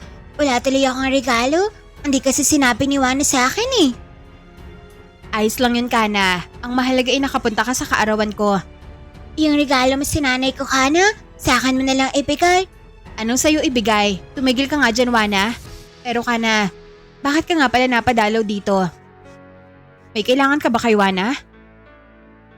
Apo, Nay Berta, may ipapahanap sana kay Juana. Hindi kasi ako pwedeng maghanap nun eh. Ipapahanap? Ano yun? Tsaka, bakit si Juana? Ang tamad-tamad niyan. Ano ka, Nanay? Ako nga ang nilapitan ni Kana kasi magaling ako eh. Apo, magaling po si Juana, Nanay Berta. Tsaka mabait at maaasahan, kaya siya po ang nilapitan ko. Ipapahanap ko kasi kay Juana ang mga mahiwagang gamit ng mga engkantada eh. Mahiwagang gamit ng mga engkantada? Alam ko yon. Mga gamit yun na pinagkaloob ng mga engkantada sa mga tao para tulungan sila sa buhay. Bukod kasi sa mutya, may mga gamit din na pinagkakaloob ang mga engkantada sa tao. Apo, Aling Ursula, at nagpasalin-salin na po ito sa iba't ibang mga henerasyon. Kaso ang iba, nawalan na po ng pagpapasahan, kaya hindi nagagamit. Kaya nga ipapahanap ko kay Juana. At hindi ako pwedeng maghanap dahil isa akong engkantada. Mawawalan kasi ng bisa ang mga gamit na yun kapag isang engkantada ang gumamit. Ganun ba? Kaya mo pala kailangan ng tulong ni Juana? Payagan niyo na po ako, Nay, kasi pumunta po dito si Kana para lang humingi ng tulong eh. Pero ayos lang ba na maglakbay ka? Gayong wala ka ng mutya, anak. Hindi ba mapanganib yun? Wala naman akong mutya, Nay. May punyal naman ako at may mga karinungan din na pwede kong magamit sakaling may kalaban ako. Nakalimutan niyo ba, Nay, na bukod sa may dugo akong albularya, may dugo din akong mambabarang? Tama si Juana, Berta. Kahit wala na sila mga mutya, si Juana at ang iba pa ay mga bata pa rin ng liwanag. Siya, sige. Papayag ako para kay Kana. Pero, ikaw lang bang maglalakbay, anak? Hindi po, Nay. Kasama ko po si Nana at Pepe. Tutulungan nila ako. Sanggang dikit mo talaga ang dalawang yon. Pero bueno, para hindi ka na mag-alala pa, Berta. Sasamahan ko na din itong si Juana. Wala naman akong gagawin. Talaga, Aling Ursula? Naku, maraming salamat ho. Ay naku, wag na, Aling Ursula. Pabigat lang naman kayo eh. Anong pabigat ka dyan? Albularya ako, kaya makakatulong ako sa inyong tatlo. Nina Bebeng at Nana. Mas maigi na yung may kasama kayong nakakatanda sa inyo. Sige ho, Aling Ursula. Juana, papayag lang ako pag sinama mo si Aling Ursula. Sige na nga po, Nay. Isasama ko na si Aling Ursula na mukhang pugita. Ay nako, kahit laitin mo pa ako, Juana. Sasama pa rin ako. Gusto ko din makakita ng mga mahiwagang gamit. Kunwari pa kayo, Aling Ursula. Interesado din pala kayo sa mga gamit eh. Wala namang masama roon. Gagamitin ko naman yan sa mabuti eh. Basta, Juana, ikaw na ang bahala ha. Ka na? Sige, ako nang bahala. Sabay apiran at ngitian ng dalawa. Siya, sige na, matulog na tayo at bukas na ulit kayo mag-usap na dalawa. Natulog na nga sila Juana at Kana. Kinabukasan ay maaga naman silang nagising para magkape. Oh, kamusta ang tulog mo, Kana? Ayos lang po, Nanay Berta. Salamat po sa pagpapatuloy sa akin sa bahay niyo po. Naku, wala yun. Hindi ka na rin iba sa amin. Parang anak ka na din namin, Kana. Kaya anumang oras, welcome ka sa bahay namin. Maraming salamat po. Masaya ako at marami akong nanay. Kasi nanay na din ang tawag ko kay Nanay Lina ng Kambal eh. Nga, ang swerte mo, Kana. May nanay ka engkantada at Rina pa. Sa akin, parang impacte eh. Tapos masama pa ugali niyan. Anong impacta at masama ugali? Gusto mo umagang-umaga mabukulan ka sa akin, Wana? Biri lang po, Inay. Kayo naman, nagugalit agad. Nakakatawa po kayo ni Wana, Nanay Berta. Kasi kahit nagbabangayan kayo palagi, alam kong mahal na mahal niyo ang isa't isa. Tama ka dyan, Kana. Kahit palagi nag-aaway ang mga yan, ay mahal na mahal ang bawat isa. Sadyang ganyan lang talaga sila magmahalang mag-ina. Hay nako, syempre naman Aling Ursula, kahit pasaway at tamad itong siwana ko. Lahat gagawin ko para sa kanya. Kaya nga minsan, nag-aalala din ako sa mga lakad niya. Huwag ka mag-alala, Nay. Magaling kaya ako at malakas. Kaya si Wanang maganda na, albularya pa. Hindi mo maalisin sa mga nanay natin na mag-alala, Wana. Kasi mahal nila tayo eh. Kaya ayaw nila na may mangyayari sa atin. Tama si Kana. Kaya kapag maglalakbay muli kayo, mag-iingat ka ha. Pero kailan ba kayo aalis? Baka sa susunod na araw na po, Nay. Para mabilis kong mahanap ang mga gamit at makauwi na din agad. Siya sige, kasama mo naman si Aling Ursula Bebeng at nanay. Kahit pa paano, hindi ka mag-iisa. Bueno, mag-almasal na tayo. Kakain na nga sana sila ng agahan nang dumating ang dalawa na gaya ng dati ay may susoli na namang gamit na para mag-agahan, ginawa na. Magandang umaga, Wana, Aling Berta, Kana at Aling Ursula. Magsusoli lang po sana kami ni Nanay ng mangkok na pinaglagay ng ulam kahapon. Ay naku, lumang estilo na yun, Nana. Bebeng, palagi na lang kayo nagsisoli ng kung ano-ano mga gamit kapag almusal na. Ano ko, Wana? Hindi kaya. Naiwan kasi ito kahapon eh. Kinabebeng naman ang mangkok na yan ah. Wala naman kaming dinala mga gamit at sa karinderya nila tayo kumain. Pero bueno, pumasok na kayong dalawa, Nana, Bebeng, para makapag-agahan. Alam ko naman talaga na dadating kayo, kaya dinamayan ko ng niluto ko. Ayun, Wana, niyaya na kami ni Aling Berta, kaya papasok na kami ni Nana. Bawal tumanggi sa grasya eh. Nga, tara na, Bebeng. Ayos din kayo, no? Sige na nga, umupo na kayo rito. Kain tayo, Nana. Bebeng. Nako, kahit hindi mo yan yayain. Kakain talaga yung sa Bebeng. Syempre, nagugutom na ako, Aling Ursula eh. Tsaka, hindi kasi nakapagluto si nanay sa karinderya. Napagod daw sila kahapon, kaya pahinga muna. Kaya pala. Pero salamat sa mga nanay nyo Bebeng, Nana, sa tulong nyo kahapon. Wala nga naman po yung Aling Berta. Masaya naman po sila eh. Nana, Bebeng, nakapagpaalam na ba kayo sa mga nanay niyo na aalis tayo? Aawa na, nakapagpaalam na ako. Sabi ng nanay ko, sige daw at tulungan daw kita at malaki ang utang na loob namin sa'yo. Ewan ko lang dyan kay Bebeng, kung nakapagpaalam na din yan. Nakapagpaalam na din ako, Wana Natuwa pa nga ang nanay ko eh. Mas megi daw na wala mo na ako para hindi malugi ang karinderya namin. Paano hindi malulugi? Maya't maya ang kain mo pag andun ka, Bebeng. Nakakagutom tumulong doon eh. Lalo't pag abala at maraming parakayano. Tsaka ang bango kasi ng mga ulam. Kaya nga parang natuwa pa ang nanay ko na nagpaalam ako na alis muna kasama si Wani. Kahit ako naman, ang nasa sitwasyon ng nanay mo, Bebeng, matutuwa din talaga ako. Ayan ka na, kaya huwag ka na mag-alala. Mahanap namin ang mga mahiwagang gamit na pinapahanap mo. Salamat sa inyo, Wana, Nana, Bebeng at Aling Ursula. Wala nga naman yan, Kana. Sige na, kain na tayo bago pa maubos na ni Bebeng. Kaya naman kumain na nga sila ng kanilang almusal. Samantala sa kambal naman na sina Dara at Kara ay nakapag-empake na sila para umalis. Handa na ba kayo, Dara? Kara? Apo, Tia Luna, kagabi pa nga kami nasasabak ni Kari. Nga po, Tia, tsaka masayang bakasyon natin. Oo nga, at buong pamilya tayo na magbabakasyon. Eh sino po ang may iwan sa pwesto natin, Nay? Sino pa? Eh di si Mercedes. Si Ate Mercedes ang may iwan sa pwesto natin? Oo, sinabihan na siya ng Tatay Isko niyo na siya muna ang bahala habang wala tayo. Nakakatuwa nga eh. Isang malakas na gabunan si Mercedes, pero ngayon tumutulong na siya sa atin pagtitinda ng isda. Ano ka, Tia Luna? Malakas din nagabunan si Tatay Isko. Pero siya nga ang nag-aangkat ng mga isda sa talipapa. Tsaka kami ni Dara, malakas din kami. Pero minsan, nagang tindera din kami ng isda. Oo nga, ang ibig ko lang namang sabihin ay malaki yung pinagbago ni Mercedes. Di ba dati, kalaban pa siya ni Juana? Nga no, mabuti na lang nagbago si Ate Mercedes. At kamag-anak pa pala natin siya, Kara, no? Nga eh. Tama na yung pag-uusap nyo. Tara na, baka mahuli pa tayo sa barko. Kaya naman umalis na nga mag-anak ng Kambal kasama si Luna patungo sa kabilang isla para puntahan ng kamag-anak ni Aling Miding na namatay. Sumakay na ang mga ito sa barko, kaya naman tuwang-tuwa ang Kambal dahil unang beses nila na nakasakay ng barko na dalawa. Ang ganda dito, Dara, oh. Ang sariwa ng hangin. Nga, Dara. Tsaka ang lawak pala ng dagat, no? Ikaw ba, Tia Luna? Marami ka na bang lugar na napuntahan? Medyo marami-rami na din. Masaya kasi ang maglakbay eh. Marami kang lugar na mapupuntahan. Nga. Kaya nga masaya kami ni Dara pag gumagala kami. Lalo na sa ibang mga lugar. Tapos may mga nakikilala pa kaming mga bagang kaibigan.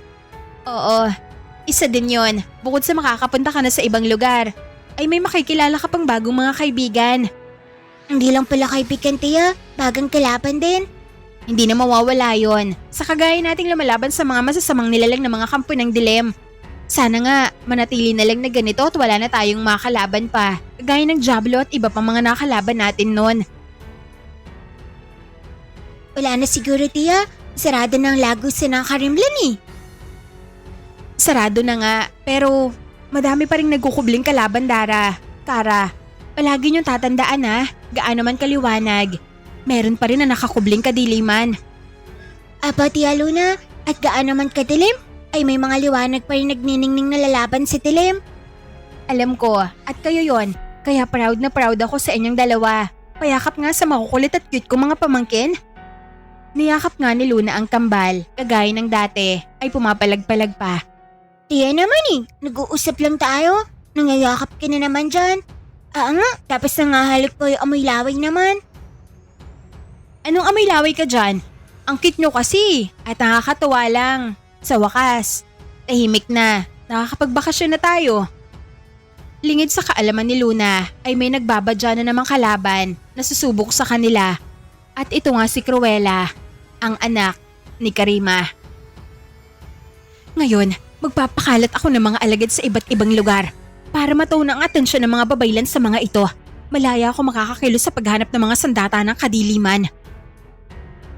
Nagpakalat nga ng mga manananggal, abwak, bawa, kadwang, wakwak at iba pa si Cruella.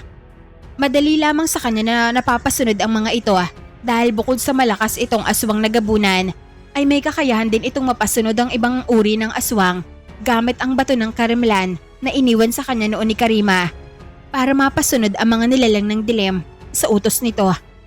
Kaya mapaaswang, engkanto at maligno man ay nagagawa niyang makontrol sa nais niya dahil sa itim na bato ng kadiliman. Basta may masama itong hangarin sa puso ay madali lamang yung makokontrol ni Cruella. At yun nga ang ginagawa nito sa mga aswang na kanyang makita. Kahit na ang iba sa mga ito ay nagbagong buhay na at namumuhay na lang ng payapa, ay ginagamitan sila ni Cruella ng mahika para mapasunod ang mga ito sa kanyang utos. Kaya mabilis lamang ito na nakakakuha ng mga alagad. Samantala, balik kay Juana ay nagpaalam na si Kana para umuwi. Paano, Juana? Uuwi na kami sa amin ha? Ikaw na ang bahala. Nanay Berta, Tatay Berto, maraming salamat po ulit.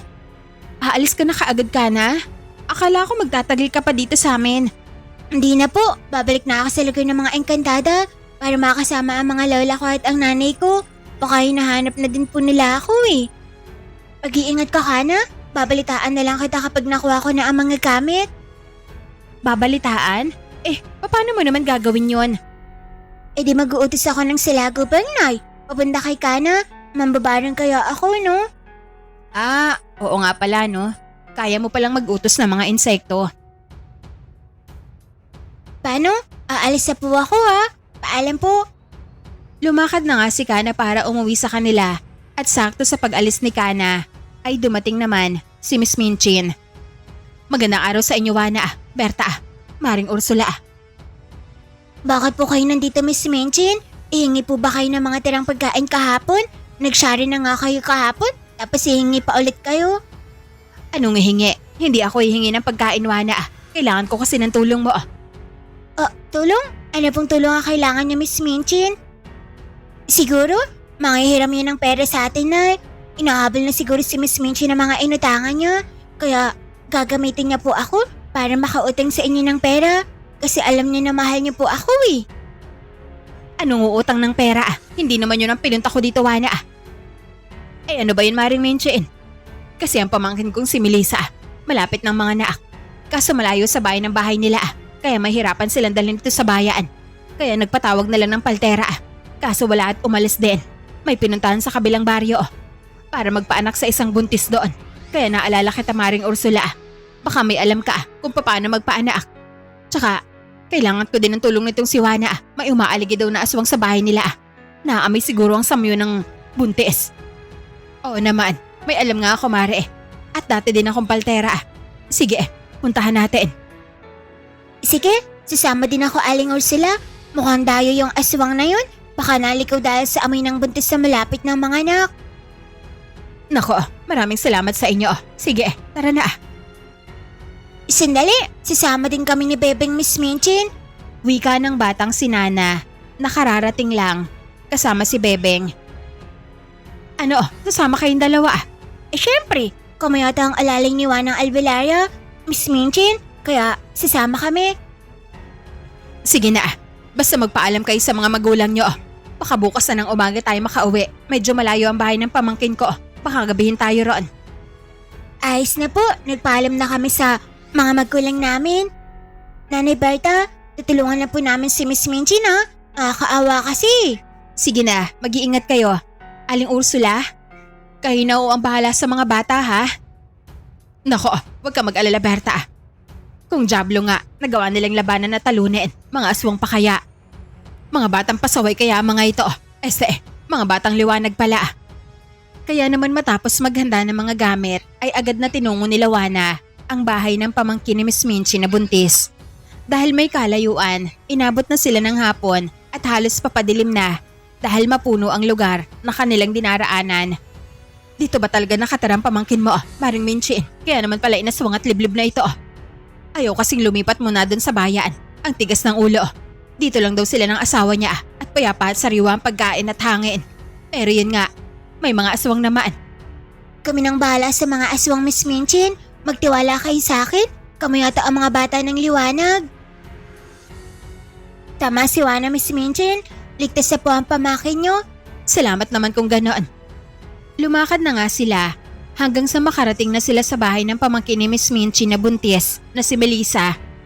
Melissa, Bruno, andito na kami. Lumabas naman ang asawa ng buntis na si Bruno para salubungin sila Miss Minchin. Bruno, kamusta ang asawa mo? Andun po sa kwarto at sumasakit pa rin po ang tiyan. Palagay ko, malapit na po siyang manganak. Mabuti po nakahanap kayo ng paltera. Oo, etong si Maring Ursula. Siya nang bahala sa asawa mo. Mabuti pa, samahan mo siya. At sundin ang mga ipag-uutos niya. Tumango naman ang lalaki at pumasok na sila sa bahay. Napagod ako sa paglalakad ah.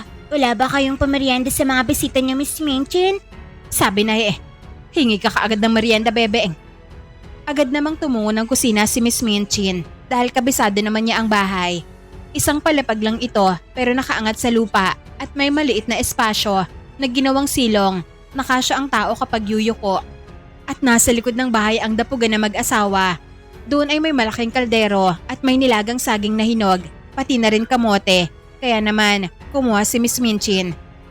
O eto na mga bata, Mabuti na lang, sinabihan ko si Bruno na maghanda ng merienda. Wow, talagang saging nahinog at kamote. Masarap to lalo na pag naipare sa kape. Sabay tingin ng tatlo kay Miss Minchin. O bakit? Pahingi po kami ng kape, Miss Minchin. Nga, dapat inaasikaso niyang maigyang bisita niya, Miss Minchin. Anong bisita kayo dyan? Si Juana at Maring Ursula lang naman ang niyaya kong sumama. Sumama-sama lang naman kayong dalawa. Kayo magtimpla ng kape nyo. At ando naman ang kape sa kusina. Nakakatamad po magtimpla ng kape, Miss Minchin eh. Nana, Bebeng, dala niyo na lang ako ng kape. Please. Ay sige na nga, Juana. Basta ikaw lang Hindi namin nasasama si Miss Minchin. Nga, kasi hindi niya din tayo pinagtimpla eh. Pambira mga batang ito. Mga baldita. Ay nako. Hindi bale. Makakatulong naman sila. Kaya hayaan mo na lang, Minchin. Kaya naman hinayaan na lamang ni Miss Minchin ang mga ito habang nagkakape at kumakain si Juana. Ay ramdam nito ang mga presensyang iniwan ng mga aswang dahil higit sa isa ang mga nagtatangka sa buntis. Alam din yun na Bebeng at Nana dahil naaamoy nila ito. Kahit papaano ay matalas na din ang pakiramdam nila. Mukhang dalawang aswang ang bisita natin mamaya. Nga no, pag-asawa yata. Napansin mo din pala yung Juana. Akala ko hindi eh. Ano ka Nana? Ako kaya si Juana Albalari na maganda. Ano sabi mo, Juana? Dalawang aswang ang may balak umaswang sa pamangkin ko. Apo, Miss Minchin, at mukhang nag-aantay lang ang mga yun na maipanganak ng pamangkin mo ang bata. Ganun ba? E ano gagawin natin, Juana? Hindi ba kayo gagawa ng pangontra?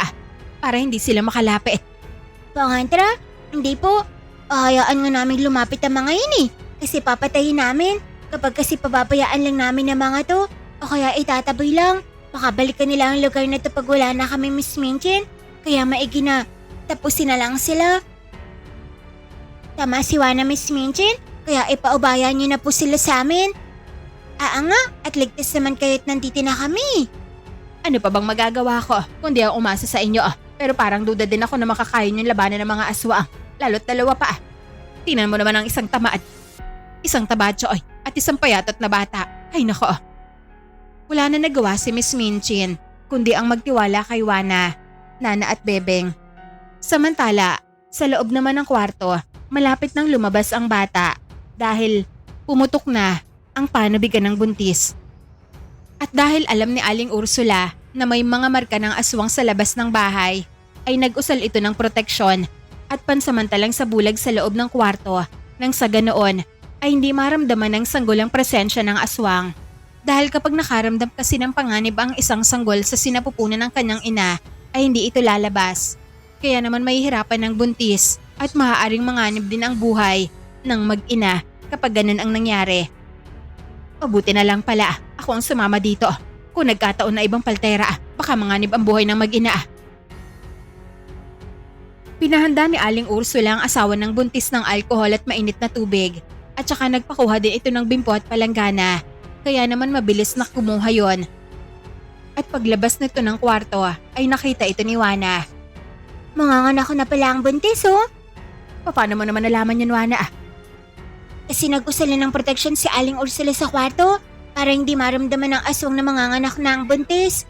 Kasi pag ganoon, agad ang mga itong pupunta kasi magtatakip silim pa lang. Tsaka hindi lalabas ang bata pag ganun. Mararamdaman ng bata yun. Ganun pala yun pag may aswang hindi lalabas ang bata. Alam mo naman palawan ng ganoon. Bakit wala pa tayong ginagawa ngayon? Baka mamaya susugod na mga yun dito. Kumakain pa rin kayo dyan. Ang Juana, patilim na. Maganda na kaya tayo. Mamaya na, nakakatamad pa nani. Antayin muna natin mga nakampamangkin ni Miss Minchin. Tapos kunin natin yung mga telang may tuko at yun ang gagawin nating pain sa mga aswang mamaya. Nga no, ang taling naman talaga Juana.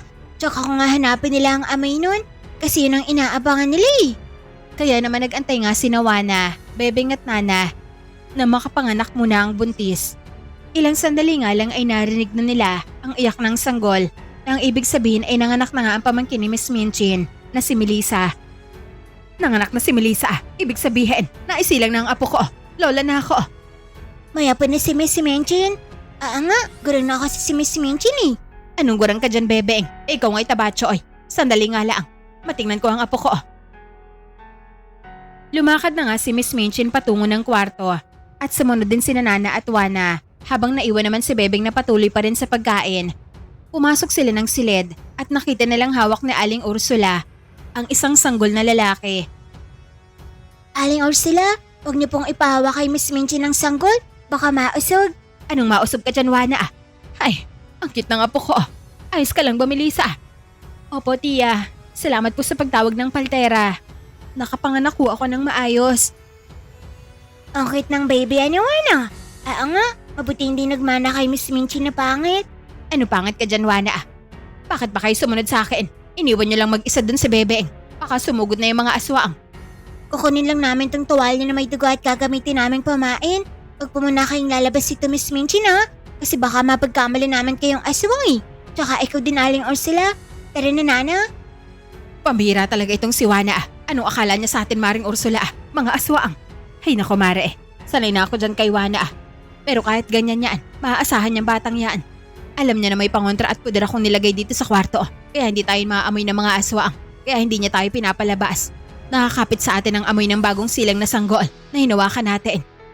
Ganun pala, Mare eh. Kaya pala tayo hindi pinapalabas ni Wana ah. Dahil pala sa amoy natin. Akala ko naman ay mukha talaga tayong aswang. Natawa naman ang bagong panganak kay Miss Minchin. Ano nakakatawa, Melissa?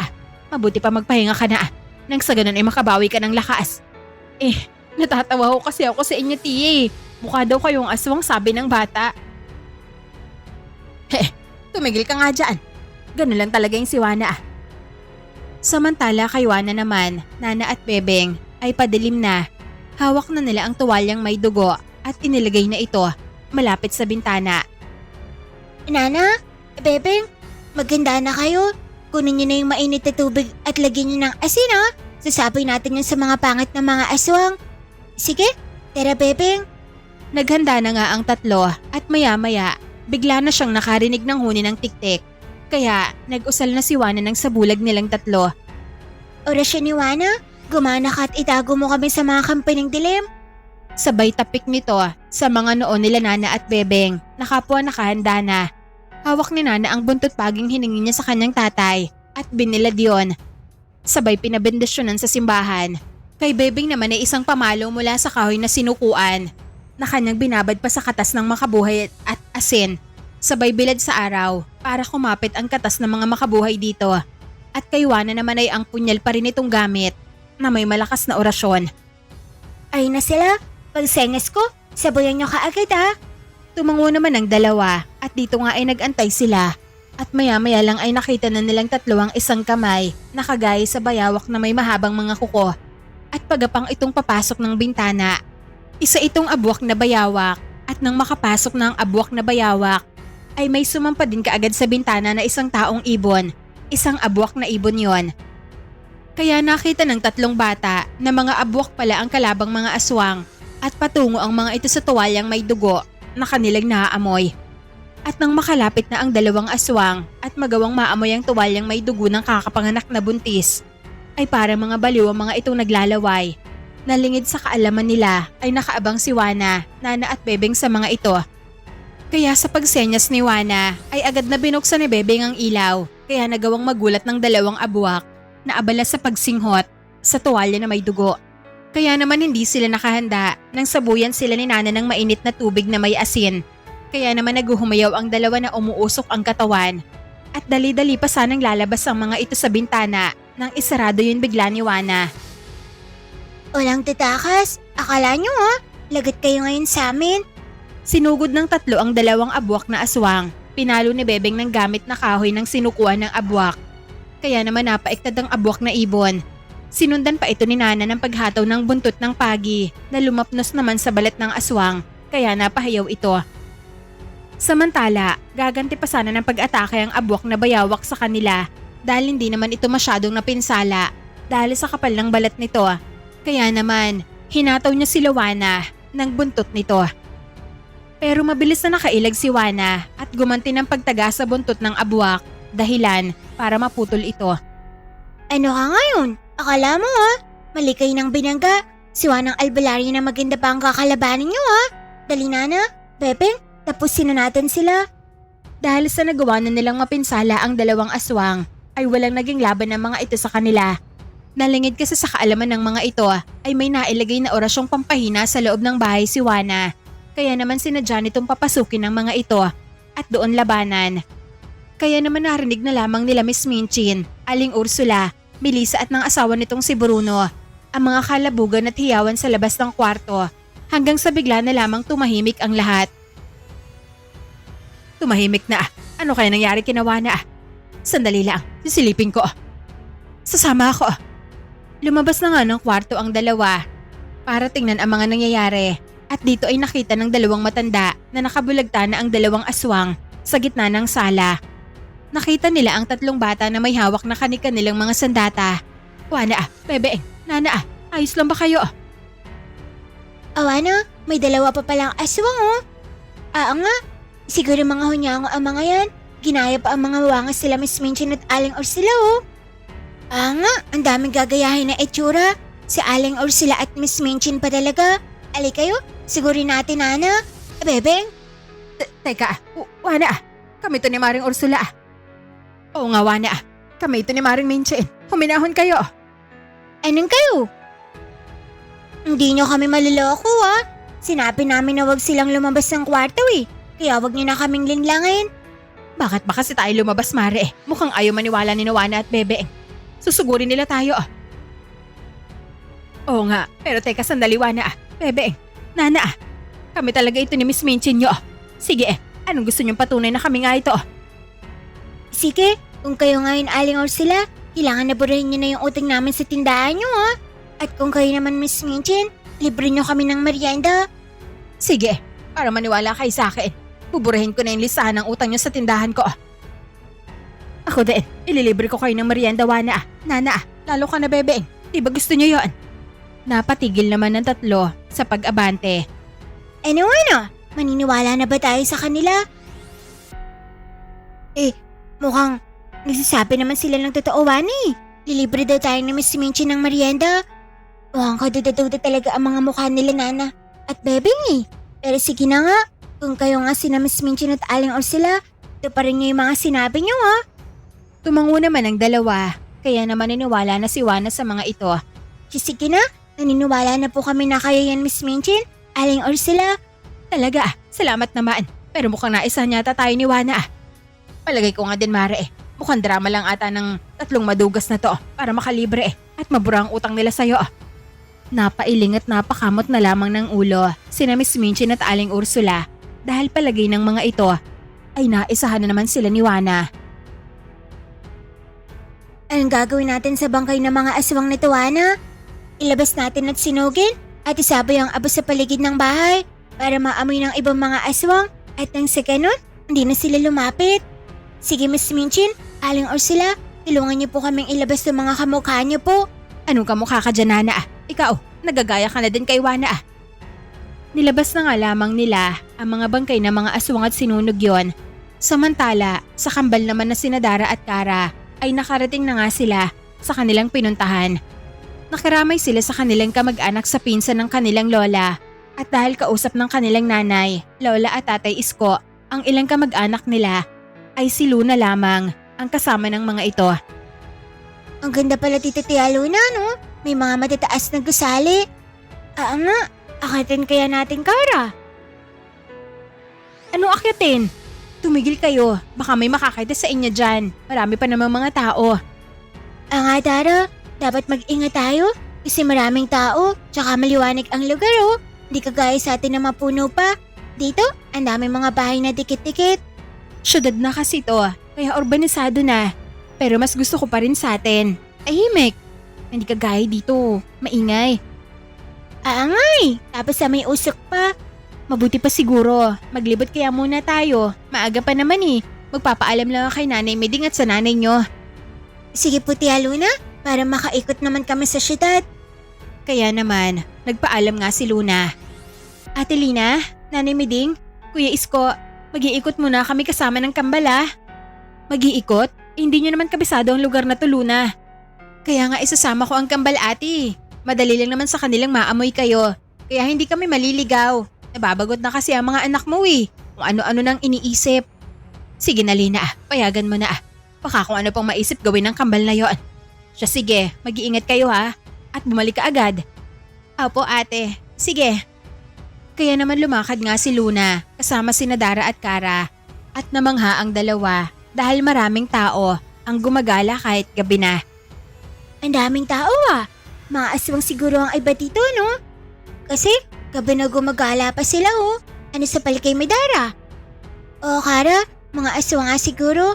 Ayun oh, ang nakatambay na 3 lalaki doon. Namumula ang mga mata. Sigurin natin. Ay oo nga. Hindi sila takot na ilantad ang pagiging aswang nila. Namumulat ng dilisik pa ang mga mata nila oh. Agad naman na pinigilan ni Luna ang 2 pamangkin na balak sanang sugurin ang 3 lalaki.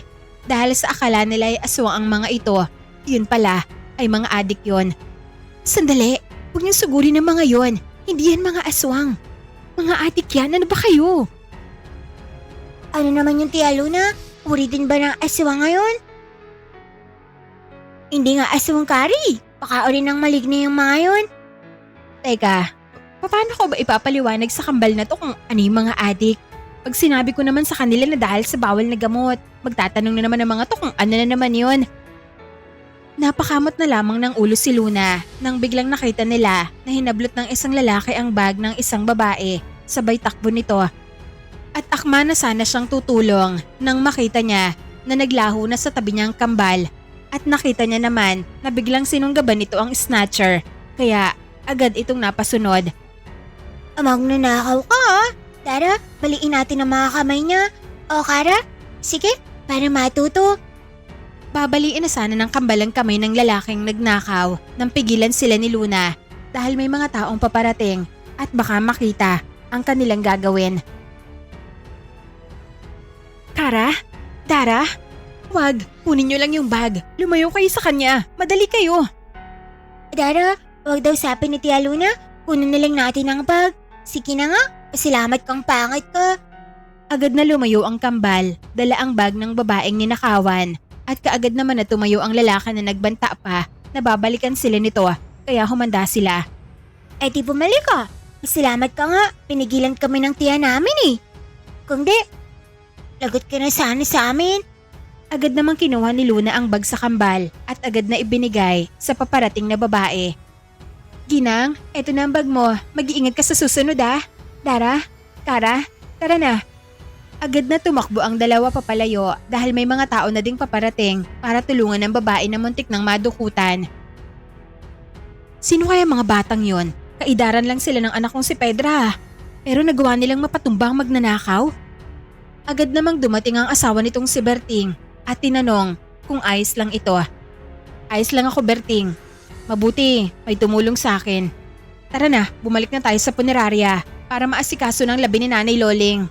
Para makauwi na din tayo, baka nag-aalala na si Pedra at Lina sa atin.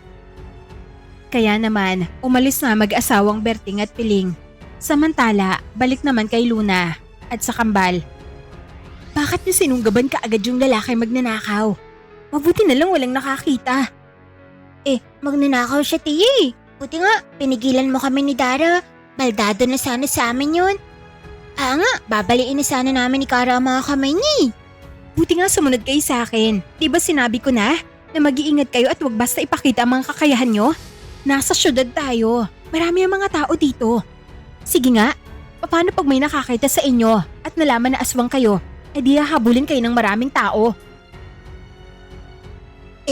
Kahit mga aswang kami ni Dara, mabait naman po kami, Tia Luna. Nga, nagtatanggol pa nga kami sa mga tao eh. Oo nga, nandun na tayo. Pero kasi, hindi natin alam ang iniisip ng iba. Alam niyo naman pag sinabing aswang nasa isip kaagad ng iba masama na, hindi ba? Kaya nga pinag-iingat ko kayo eh. Patawad, Tia Luna. Nakalimutan namin ni Dara. Nga po, gusto lang naman namin tumulong ni Kari. Kaya patawad po, Tia Luna. Tila ba na konsensya naman si Luna dahil nga napagalitan niya ang kambal. Kahit na mabuti naman ang intensyon ng mga ito at saka gusto lang nilang tumulong. Kaya naman niyakap niya na lamang ang mga ito at niyaya sa malapit na perya. Sige na, patawad na rin. Kailan naman ang iniisip ko eh. Tara, punta na lang tayo dun sa perya. Agad namang natuwa ang kambal at agad na silang lumakad patungo sa perya. Doon ay tuwang-tuwa ang mga ito nang sumakay sila sa mga rides sa perya. Dito nakita ni Luna na kahit malalakas na aswang ang kanyang mga pamangkin, ay mga bata pa rin nga ito na tuwang-tuwa kapag naipapasyal. Matapos nun ay kumain pa sila hanggang sa makita ng kambal ang isang sakayin sa perya na horror train. Dara oh, nagsisigawan ng mga tao, tsaka may mga drawing ng mga aswang. Nga, baka may mga aswang dyan siguro sa loob. Sakay tayo? Gusto niyo bang sumakay dyan na dalawa? Apo, Tia Luna, kasi parang nakakatuwa eh. Oo nga po, kaya sasakay kami dyan, Tia Luna. O sige, bibili lang ako ng ticket. Tapos babalikan ko lang kayo Magbabanyo lang muna ako. Sige po. Bumili nga si Luna ng ticket ng kambal at iniwan muna niya ang mga ito at nagbanyo. Sumakay naman ang kambal sa horror train at tuwang-tuwa ang dalawa. Nang umandar na nga ang horror train at pumasok sa lagusan ay dumalim na ang paligid. Pero malinaw na nakikita ng kambal ang buong lugar dahil nga mga aswang sila. Maya-maya ay lumabas sa pinagtataguan ng mga ito ang mga nagkukunwaring mga aswang para gulatin ang mga nakasakay sa horror train. Kaya naman nagsigawan ng iba. Pero ang kambal ay biglang nagbago ng anyo sa pagiging gabunan at sinugod ang mga nagkukunwaring mga aswang at pinagsasapak ang mga ito at ibinalibag. Ano kayo ngayon? Tara, huwag natin silang patayin. Baka nagtatrabaho lang sila dito. Di naman sila nananakit at nanggugulat lang sila kasi wala namang nasasaktan sa mga naunang sumakay dito eh. Ay, oo nga Kara, no? Nakalimutan natin. Sige, pasensya na mga kaibigan Nagulat lang kami sa inyo. Lumakad pabalik at sumampa sa horror train ang kambal na nasa anyong gabunan. Kaya naghihiyawan ang mga nakasakay sa mga ito dahil sa nakakatakot na anyo ng kambal. Kaya ang iba ay bumaba na lamang sa train at tumakbo na papalabas na takot na takot. Alo, Dara, nagbago pala tayo ng anyo. Hindi tayo bumalik sa dati. Oo nga no? Sige, bumalik na tayo sa dati at lumabas na din dito, Kara. Kaya naman bumalik sa dating anyo ang kambal at agad na tumakbo papalabas kasama ng ilang mga tao na takot. Samantala kay Luna naman ay pabalik na ito nang marinig nito ang sigawan sa may horror train kung saan niya iniwan ang kanyang mga pamangkin. Naku, mali yata na iniwan ko ang kambal Kara? Dara? Agad na tumakbo si Luna at pagdating niya, nakita niya si Dara at Kara na nakaabang na sa kanya at paparami na ang mga tao dahil nga sa sigawan. Sinabi ng mga nakasakay na nakakatakot umano ang horror train at may 2 batang aswang ang sumampa sa sinasakyan nila na sobrang nakakatakot at parang totoo kaya napatakbo ang mga ito. Nang marinig yun ni Luna, napatingin ito sa 2 niyang pamangkin na nakatingin din sa kanya at nakangisi. Kaya naman bago pa mahalata ng iba na sila yon, ay hinila na niya ito papalayo sa lugar. Dahil sa nangyari ay mas lalo lamang dumami ang gustong sumakay ng horror train dahil sa mukhang totoo daw ang mga aswang. Pero lingid sa kanilang kaalaman ay totoo naman talaga at yun nga ay sina Dara at Kara. At balik nga sa 2 kambal. Anong ginawa nyo? Bakit nagsisigawan ng mga tao? Bakit may nakita sila mga batang aswang? Kayo yun ano? Apo, Tia, kami ni Dara. Kasi susigurin kami ng mga aswang sa loob eh. Kaya pinadetektahan lang namin ng mga nakasakay sa train. Apo, Tia Luna, tama po ang sinabi ni Kara. Pero mali kami. Kasi naisip namin na baka nagtatrabaho lang ang mga aswang na nandun. Di naman nananakit at ligtas naman ang mga nakasakay ng oni. Mabuti at nabalibag lang namin sila. Napahawak sa noon nito si Luna sa mga inosente niyang pamangkin na hindi alam na nagkukunwari lang bilang mga aswang ang mga nandoon sa perya. So sige na, umuwi na nga lang tayo. Baka hinahanap na tayo ng nanay at ng lola nyo. Kaya naman masayang umuwi ang 3 at napadaan pa sa madilim at liblib na lugar. Nang biglang may humarang na 5 lalaki sa kanila kasama ng isang magnanakaw ng bag na pinigilan ni Dara at Kara. Kara binabaga tayo ng mga aswang. Oo nga Dara, namumula ang mga mata nila pero wala silang amay no? Mga kakaibang aswang. Hindi yan mga aswang. Mga adik nga yan. Mga masasamang tao. Hoy, kayo, anong kailangan niyo sa amin? Nagwika ang isang lalaki na humanda o mano sila sa pangingialam nila kanina. Humanda? Baka kayo ang humanda. Pasalamat ka kanina pinigilan ko itong mga pamangkin ko. Pero ngayon, mukhang hindi ko na talaga sila pipigilan. Kaya kayo ang humanda. Nagwika ang lalaki na ano naman umano o magagawa ng mga bata sa kanila. Sabay tawa ng mga ito. Kara, Dara, mga masasamang tao ang mga yan. Kanina, pinigilan ko kayo. Ngayon, hindi na. Bahala na kayo sa kanila. Talaga, Tia? Sige, babaliin ko ang mga kamay nila. Mukhang hindi na kailangan, Dara. Tinan mo, oh.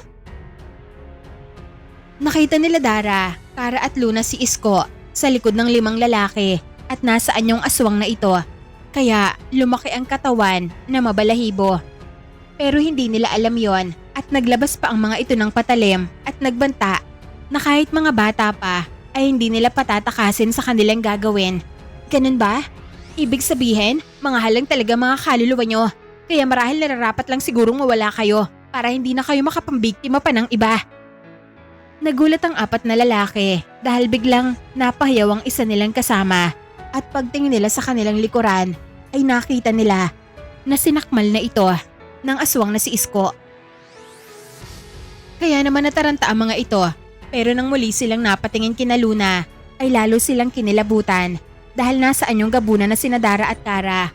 Kaya nagsiktakbuhan ng mga ito at akma pa sana nga habulin nyo ng kambal nang sabihan sila ng kanilang tatay Isko na wag nang makaalam at umuwi na sila kasama ng kanilang tiya Luna.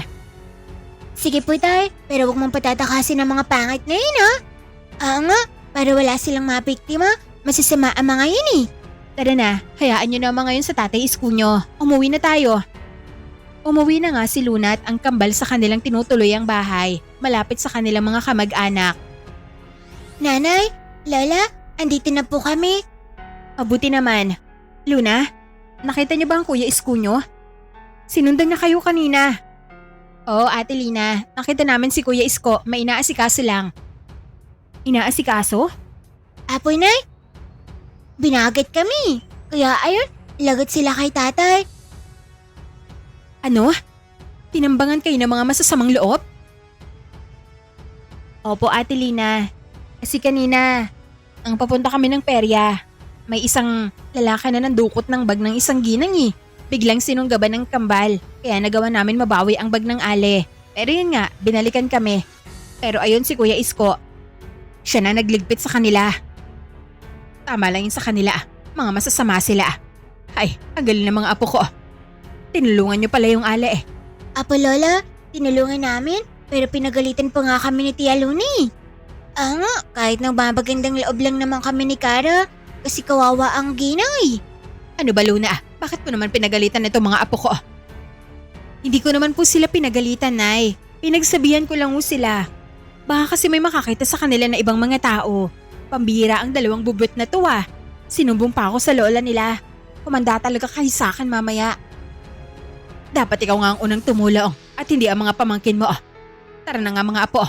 Pabayaan nyo na yung tiya Luna nyo. Nagluto ako ng masarap na adobong baboy. Kumain na tayo.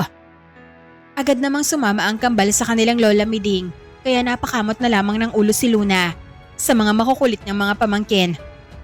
Ang dudugas at ang galing talaga magpaawa ng mga anak mo, Ate Lina. Nako, sinabi mo pa. Alam mo naman na pagdating kay Nanay Miding, mga bida palagi ang mga apo niya, hindi ba? Maya-maya ay dumating naman si Isko.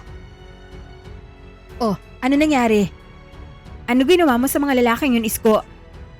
Nagwika naman si Isko na tinapos na niya umano at itinapon ng mga bangkay sa estero. At perwisyo ang mga yon, marami na rin naging biktima. Nakakaamoy kasi umano ng dugo ito galing sa mga patalim nilang mga gamit. Marahil, marami na silang nasaksak o pinagnakawan. Mabuti nga, para wala nang mabiktima pa ang mga yon. Siya, sige na, kumain na tayo. Nauna na yung mga makukulit mong mga anak. Kumain na nga sila at ikinuwento din ni Luna ang nangyari sa perya, kaya natatawa na lamang si Lina dahil napaka-inosente ng 2 niyang anak. Matapos kumain ay natulog na sila at kinabukasan nga ay masaya nag-ikot ang mga ito sa iba't ibang lugar na siyang ikinatuwa naman ng kambal. Samantala, ginawa na naman matapos mapatay ang mga aswang na may balak sa pamangkin ni Miss Minchin na bagong panganak, ay umuwi na din sila para makapaghanda na sa kanilang paglalakbay. Pagdating ng bahay ni Lawana ay agad na itong nag-ayos ng mga gamit at tinulungan naman ito ni Berta. Ayos na ba itong mga gamit mo, Wana? Apoy na, ayos na yun. Nakakatama din pag maraming gamit na dadalahin eh. Ay Berta, hindi pa pala ako sasama kina Wana. Babalik na lang pala ako sa bari sinukuan. Oh, bakit daw Aling Ursula? Nakita ko kagabi kung paano nila Wana. Nana at Bebeng kalabanin ng mga aswang. Mahusay talaga sila. Lalo na itong si Wana. Akala mo'y wala lang ginagawa. Pero nakakapaghandaan na pala bago pa sumugod ang mga yon. Kaya mas maiging sila na lang lumakad. Magiging pabigat lang ako sa kanila kung sakali. Apo, magpahinga na lang po kayo Aling Ursula. Kasi matanda na kayo eh. Paubayan niyo na kayo ng maganda ang paghanap sa mga mahiwagang gamit ng mga engkantada. Sige po Aling Ursula, kung yun ho ang desisyon nyo, may tiwala naman ho kay Wana eh. Ilang ulit na din ito naglalakbay. Samot-sari mga kampo ng dilim na din ang nakalaban niya. Pero nakakauwi naman ho siya ng ligtas sa amin. Malakas ako nani, tsaka magaling po. Magaling nga, pero tamad naman minsan. Pero hindi bale. Andiyan naman si Nana at Bebeng kasama mo. Kaya, sige na. Kaya naman naghanda na nga si Wana, Bebeng at Nana ng kanilang mga gamit. Para kinabukasan ay magsisimula na silang lumakad para hanapin ang mga gamit ng engkantada. Samantala kay Ilay naman, sa tribo ng mga babaylan ay kinausap ito ni Natalia. Ilay, maaari bang puntahan mo ang batang to? Tiningnan ni Ilay ang isang bata na halos kaidaran din nila sa bolang kristal na nasa lugar ng mga babaylan na binigay ng mga engkantada noon. Pupuntahan ko po ang batang yun natin na tayo. Oo Ilay, siya si Pedra, isang kagaya ding bata. Namatay kasi ang lola niya at walang magtuturo sa kanya ng mga karunungan. Kaya bala ko na isama mo siya dito sa tribo para maturuan at maging magaling siyang albularya balang araw. Hawak din ni Pedra ang isang mahiwagang gamit, ang balabal na pula ng mga engkantada. Si Pedra ba? Ang pang-13 bata ng liwanag Ate Natalia? Oo, Dwendeline. At gaya ng sabi ko, marami pa sila. Mas maigi na maturuan sila ng maayos para hindi sila maligaw ng landas. May iba kasi mga bata na kinakain ng kadiliman kapag hindi nagagabayan ng maayos. Kung naaalala mo, yung kay Reyna, na muntik pa nating maging kalaban noon. Oo nga po, si Ate Reyna, ang Reyna ng itim na apoy na duwende na kinasal kay Kuya Erindel. Nakakamiss din sila, pati na sina Kuya Pepe at Ate Arwin. Pati na sina Kuya Payatot. Sana, madalaw natin sila ate minsan. Oo naman Dwendeline, dadalawin natin sila. Huwag ka mag-alala. Pero sa ngayon, Ilay, maaari mo bang puntahan si Pedra? Sige po Ate na tayo, ako pong bahala. Kaya naman lumakad na nga si Ilay para tunguhin ang kinaroroonan ng isang bata ng liwanag na si Pedra. Samantala, sa lugar naman kung nasaan ang kambal, masaya sila nag-iikot sa mga lugar na may magagandang tanawin kasama si Luna at ang pamilya nila. At dahil sa maraming pinuntahan ng mga ito ay napagod sina Luna, Lina at Aling Miding. Kaya naman nakatulog sila kaagad maliban kay Isko at sa kambal. Ang saya ni Dara, marami tayong napuntahan. Oo nga eh, pagbalik natin, iinggitin ko talaga si Wana at Bulak. Tsak may inggit talaga si Bulak, pero si Wana, walang pakialam yun. Kaya sa bagay. Habang nakaupo ang kambal sa labas ng bahay para magpahangin, ay lumabas naman ang kanilang tatay na si Isko. Ay tatay, bakit ka lumabas? Gabi na nga. Gagala ka pa? Oo nga, dapat magpaalam ka muna sa amin kung saan ka pupunta at kung papayag kami. Napakamot naman si Isko sa sinabi ng dalawa niyang makukulit na anak. Dahil ito pa ang napagsabihan na magpapaalam kung aalis ito imbes na sila. Kaya naman nagwika si Isko na aalis lang muna siya makikipagkita sa ibang gabunan sa lugar para makipag-usap para alamin kung may namimerwisyong aswang. Talaga tatay ha? O makikipag-inuman ka kamo? O kaya man bababae? Malalaman din naman niya ni Kara. Sige ka, isasumbongin namin kay nanay. Oo nga, kaya umayos ka tatay ha? Lagot ka talaga sa amin ni Dara. Muling napakamot ng ulo si Isko dahil ang totoo ay makikipag-inuman ito sa isang aswang na gabunan na kanyang nakilala habang naglilibot sila kanina. Pero para hindi na umalma ang dalawa niyang anak na makukulit ay binigyan niya ito ng tig-100 at sinabing maglibot din umano sila pero wag lang lalayo at bumili ang mga ito ng gusto nila at marami namang bukas pa na tindahan. Sige tatay, papayag na kami ni Dara. Nga, hindi namin sasabihin kay nanay na umalis ka. Kaya naman umalis nga si Isko At maya-maya lang ay umalis din naman ang kambal. Bumili ang mga ito ng merienda sa bukas na tindahan dahil nga syudad naman yon at maraming bilihin.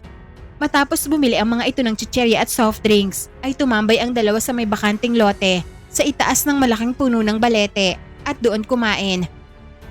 Ang ganda ditong tumambay, Kara, no? Mahangin. Nga, mabuti walang nakatirang maligno ang engkanto dito sa malaking puno ng balete. Kaya magandang tambayan. Nakikita pa natin ang mga ilaw at mga sasakyan mula dito. Nga eh. Kaya dito na muna tayo hanggang maubos natin ang kinakain natin. Kaya naman tumambay muna ang dalawa sa itaas ng puno ng balete hanggang sa biglang lumiwanag ang likuran nila. Kaya napalingon silang dalawa at nakita nila na si Shannara yon. Tara? Kara? Kamusta? Aling Shannara, ano pong ginagawa niya dito? Nasaan po si Kana? Nakauwi na ba siya sa inyo? Hindi pa nakakauwi si Kana. Baka pumunta pa yun sa iba niyong mga kaibigan. Baka pumunta pa yun si Kana kay Lawana, kagaya ng sabi niya sa atin, Dara. Pero teka, bakit kayo narito? May kailangan po ba kayo sa amin? Oo, Kara. Dara. May papakiusap sana ako sa inyong dalawa. Maaari niyo bang tulungan ng apo ng kaibigan ko? Pupunta kasi siya sa lugar ng kalaban niya. Kaya maaari niyo ba siyang tulungan? Kayo lang kasi ang malapit sa lugar niya at wala din si Kana. Hindi naman ako pwede makailam sa laban niya. Kaya kayo na lang sana kung maaari. Aba, sige po, Aling Shannara. Tutulong kami. Ituro niyo lang po kung saan. Pupuntahan ka agad namin ni Kara. Maraming salamat sa inyong dalawa. Eto, sundan niyo lang ang alitap-tap na ito. Dadalhin kayo kung nasaan si Pedra. Sige, pero baka matagalan tayo, Dara. Pagalitan tayo nila nanay at lola at tia Luna. Nga no? Huwag kayong mag-alala. Akong bahala sa nanay at tiya at lola nyo. Makakatulog sila ng mahimbing. Bukas na magigising. Kaya hindi nila malalaman na umalis kayo. Ganun ba? Sige po, Aling Shannara. Tara na, Dara. Sige, Kara. At dito, agad na nagbagong anyo si Dara at Kara. At agad na sinundan ng alitap-tap na inutusan ni Shannara patungo kung nasaan ang batang si Pedra. Pagdating ng mga ito sa lugar ay naamoy na nila ang kalaban at dito ay nakita nila ang isang batang kaidaran nila na susuguro na sana ng kalaban. Kaya naman humarang ang mga ito at agad na sinunggaban ang kalaban. Pero wait, show ka dito Dali, Kara. Baliin natin ang mga braso niya. Dara. Binali nga ng dalawa ang braso ng mambabarang na aswang na si Lucia at wala itong nagawa sa dalawang batang gabunan. Dali, bata. Tapusin mo na siya. Agad naman lumundag, papalayo, sina Dara at Kara. Kinuha pa ang punyal ng batang kalaban ng aswang at ibinigay ito sa kanya. Bata, ito ang punyal mo. Tapusin mo na siya. At ikaw ang bida dito Extra lang naman kami dito ni Kara. Sige, salamat. Agad na kinuha ng bata ang punyal nito at agad na sinaksak sa puso ang kalabang aswang. Nawala nang nagawa dahil sa sugatan na din naman ito at hindi na makagalaw dahil sa dalawang batang gabunan. Kaya nagawa itong mapatay ng bata. Ayos, patay na ang pangit, Tara. Alis na tayo. Nga, paano bata? Aalis na kami Sandali, anong pangalan nyo? Bakit kayo naririto at tinulungan ako? Mga aswang din kayo Biglang bumalik sa normal ang itsura ng kambal at nagpakilala sila sa bata. Ako si Dara, ito naman si Kara. Kaya kami narito, pinakausapan kami ni Aling Shannara. Aling Shannara? Ang nanay ng kaibigan naming si Kana. Tulungan ka daw namin. Aling Shannara? Kara, sino ang mga yon? Pero, hindi bali na. Kara, Dara, maraming salamat sa inyo Natalo ko si Lucia. Ako nga pala si Pedra. Mabuti na lang, dumating kayo. Lagot na sana ako. Hindi naman, Pedra. Tinan mo sa paligid. Kung hindi kami dumating, may iba ring tutulong sa'yo. Nakita ni Pedra na andun din pala ang kapre at duwende na handang tumulong sa kanya kung sakali man. Akala ko, malakas na ako. Hindi pala, kaya magsasanay pa ako lalo. Para sa susunod, kaya ko nang talunin ng kalaban. Di na ako aasa sa balabal. Oo, magsanay ka, Pedra. Paano? Ayos na kami Tara na, Dara. Sige, Kara. Paalam, Pedra. Hanggang sa muli nating pagkikita. Tumakbo at lumundag-lundag pa sa mga puno ang kambal na gabunan na sina Dara at Kara. Magaling din yung si Pedra ni Dara. Kara, baguhan pa lang kasi siya eh. Pero pag tumagal siya, o kaya kapag may nagturo sa kanya, tsaka lalakas din siya kagaya ni Wana at Eli. Oo, tsaka yun, pero umuwi na tayo bago pa tayo maunahan ni Tatay Isko. Bumalik na sa kanilang tinutuluyan ang kambal matapos tulungan ng batang si Pedra. At pagdating sa kanilang tinutuluyan ay mahimbing ang tulog ni Lina, Luna at Aling Miding. Kaya hindi na nila nalaman na umalis ang kambal. Kaya naman nagpahinga na din ang dalawa. At kinabukasan nga, walang kamalay-malay ang mga ito sa ginawa ng kambal na mas nauna pang nagising sa kanila at nagkakape na. Magandang umaga, Nanay, Tia, Lola Miding. Aba, ang aga nagising ng mga apo ko.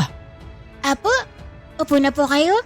Dara, ipagtimpla natin ang kape si Nanay Lola at Tia Luna. Agad namang nagkatinginan ang magkapatid na Luna at Lina dahil kilala nila ang kambal. Alam nila na may ginawa na naman ang mga ito. Aba, parang kinakabahan ako, Ate Lina. Ako nga din eh. Daralyn, magtapat nga kayo sa akin. May ginawa na naman kayo ano? Wala po, Nanay, oh. Ipagtitimpla lang po namin kayo ng kape ni Kari. Oo nga po, Nay. Wala naman kaming ginawa ni Dara. Natulog nga kami ng maaga eh. Gusto lang namin na ipagtimpla kayo ng kape bilang pasasalamat kasi masaya kami ni Dara kahapon sa pamamasyal. Talaga lang ah. Hindi pala naniniwala si Nanay at Tia Luna sa atin, Kara. Huwag na nga lang natin silang ipagtimpla ng kape. Nakita naman ni Aling Miding na nalungkot ang kambal. Kaya naman, pinagalitan nito si Lina at Luna. Ano ba Lina? Luna? Kaya nga ipanititiplan ng kape ng mga apo ko. Marami pa kayong sinasabi. Mga apo, ako na lang ipagtimpla nyo ng kape. Hayaan nyo Nanay at Tia nyo at mamaya sumama kayo sa akin. Bibili tayo ng pasalubong. Talaga, Lola? Yay! Salamat po, Lola. Sabay yakap ng kambal sa Lola Miding nila. Kaya parang nakonsensya naman ang magkapatid. Sige na, patawad mga anak. Ipagtimpla nyo na din ako ng kape. Dadagdagan ko ang pera nyo mamaya. Ako din, bibigyan ko kayo mamaya ng pera. Talaga, Nanay? Tia? Yay! Kaya naman ipinagtimpla na nga ng kambal ng kape ang kanilang nanay, Lola at Tia Luna. Samantala, sa iba pang mga bata kagaya ni Maya, ay umuwi na din ito sa kanila para tulungan sina Pepay at Liway sa panggagamot. Aba, ang galing mo na Maya. Marami kang natutunan sa tribo ng mga babaylan no. Mukhang mas magaling ka pa ata kay Pepay eh. Ano ka naman Liway? Talaga namang mas magaling naman talaga si Maya sa akin eh. Bata pa siya pero marami nang nagagawa. Kaya ng manggamot at lumaban sa mga aswang. Hindi kagaya ko nung kaidaran ko si Maya na walang kaalam-alam kung hindi ko pa nga kayo nakilala ni Lola noon. Hindi ko alam kung ano nangyari sa akin. Eh naku, nagdrama ka na naman Pepay. Sige na, marami pa tayong gagamutin. Kayo na lang.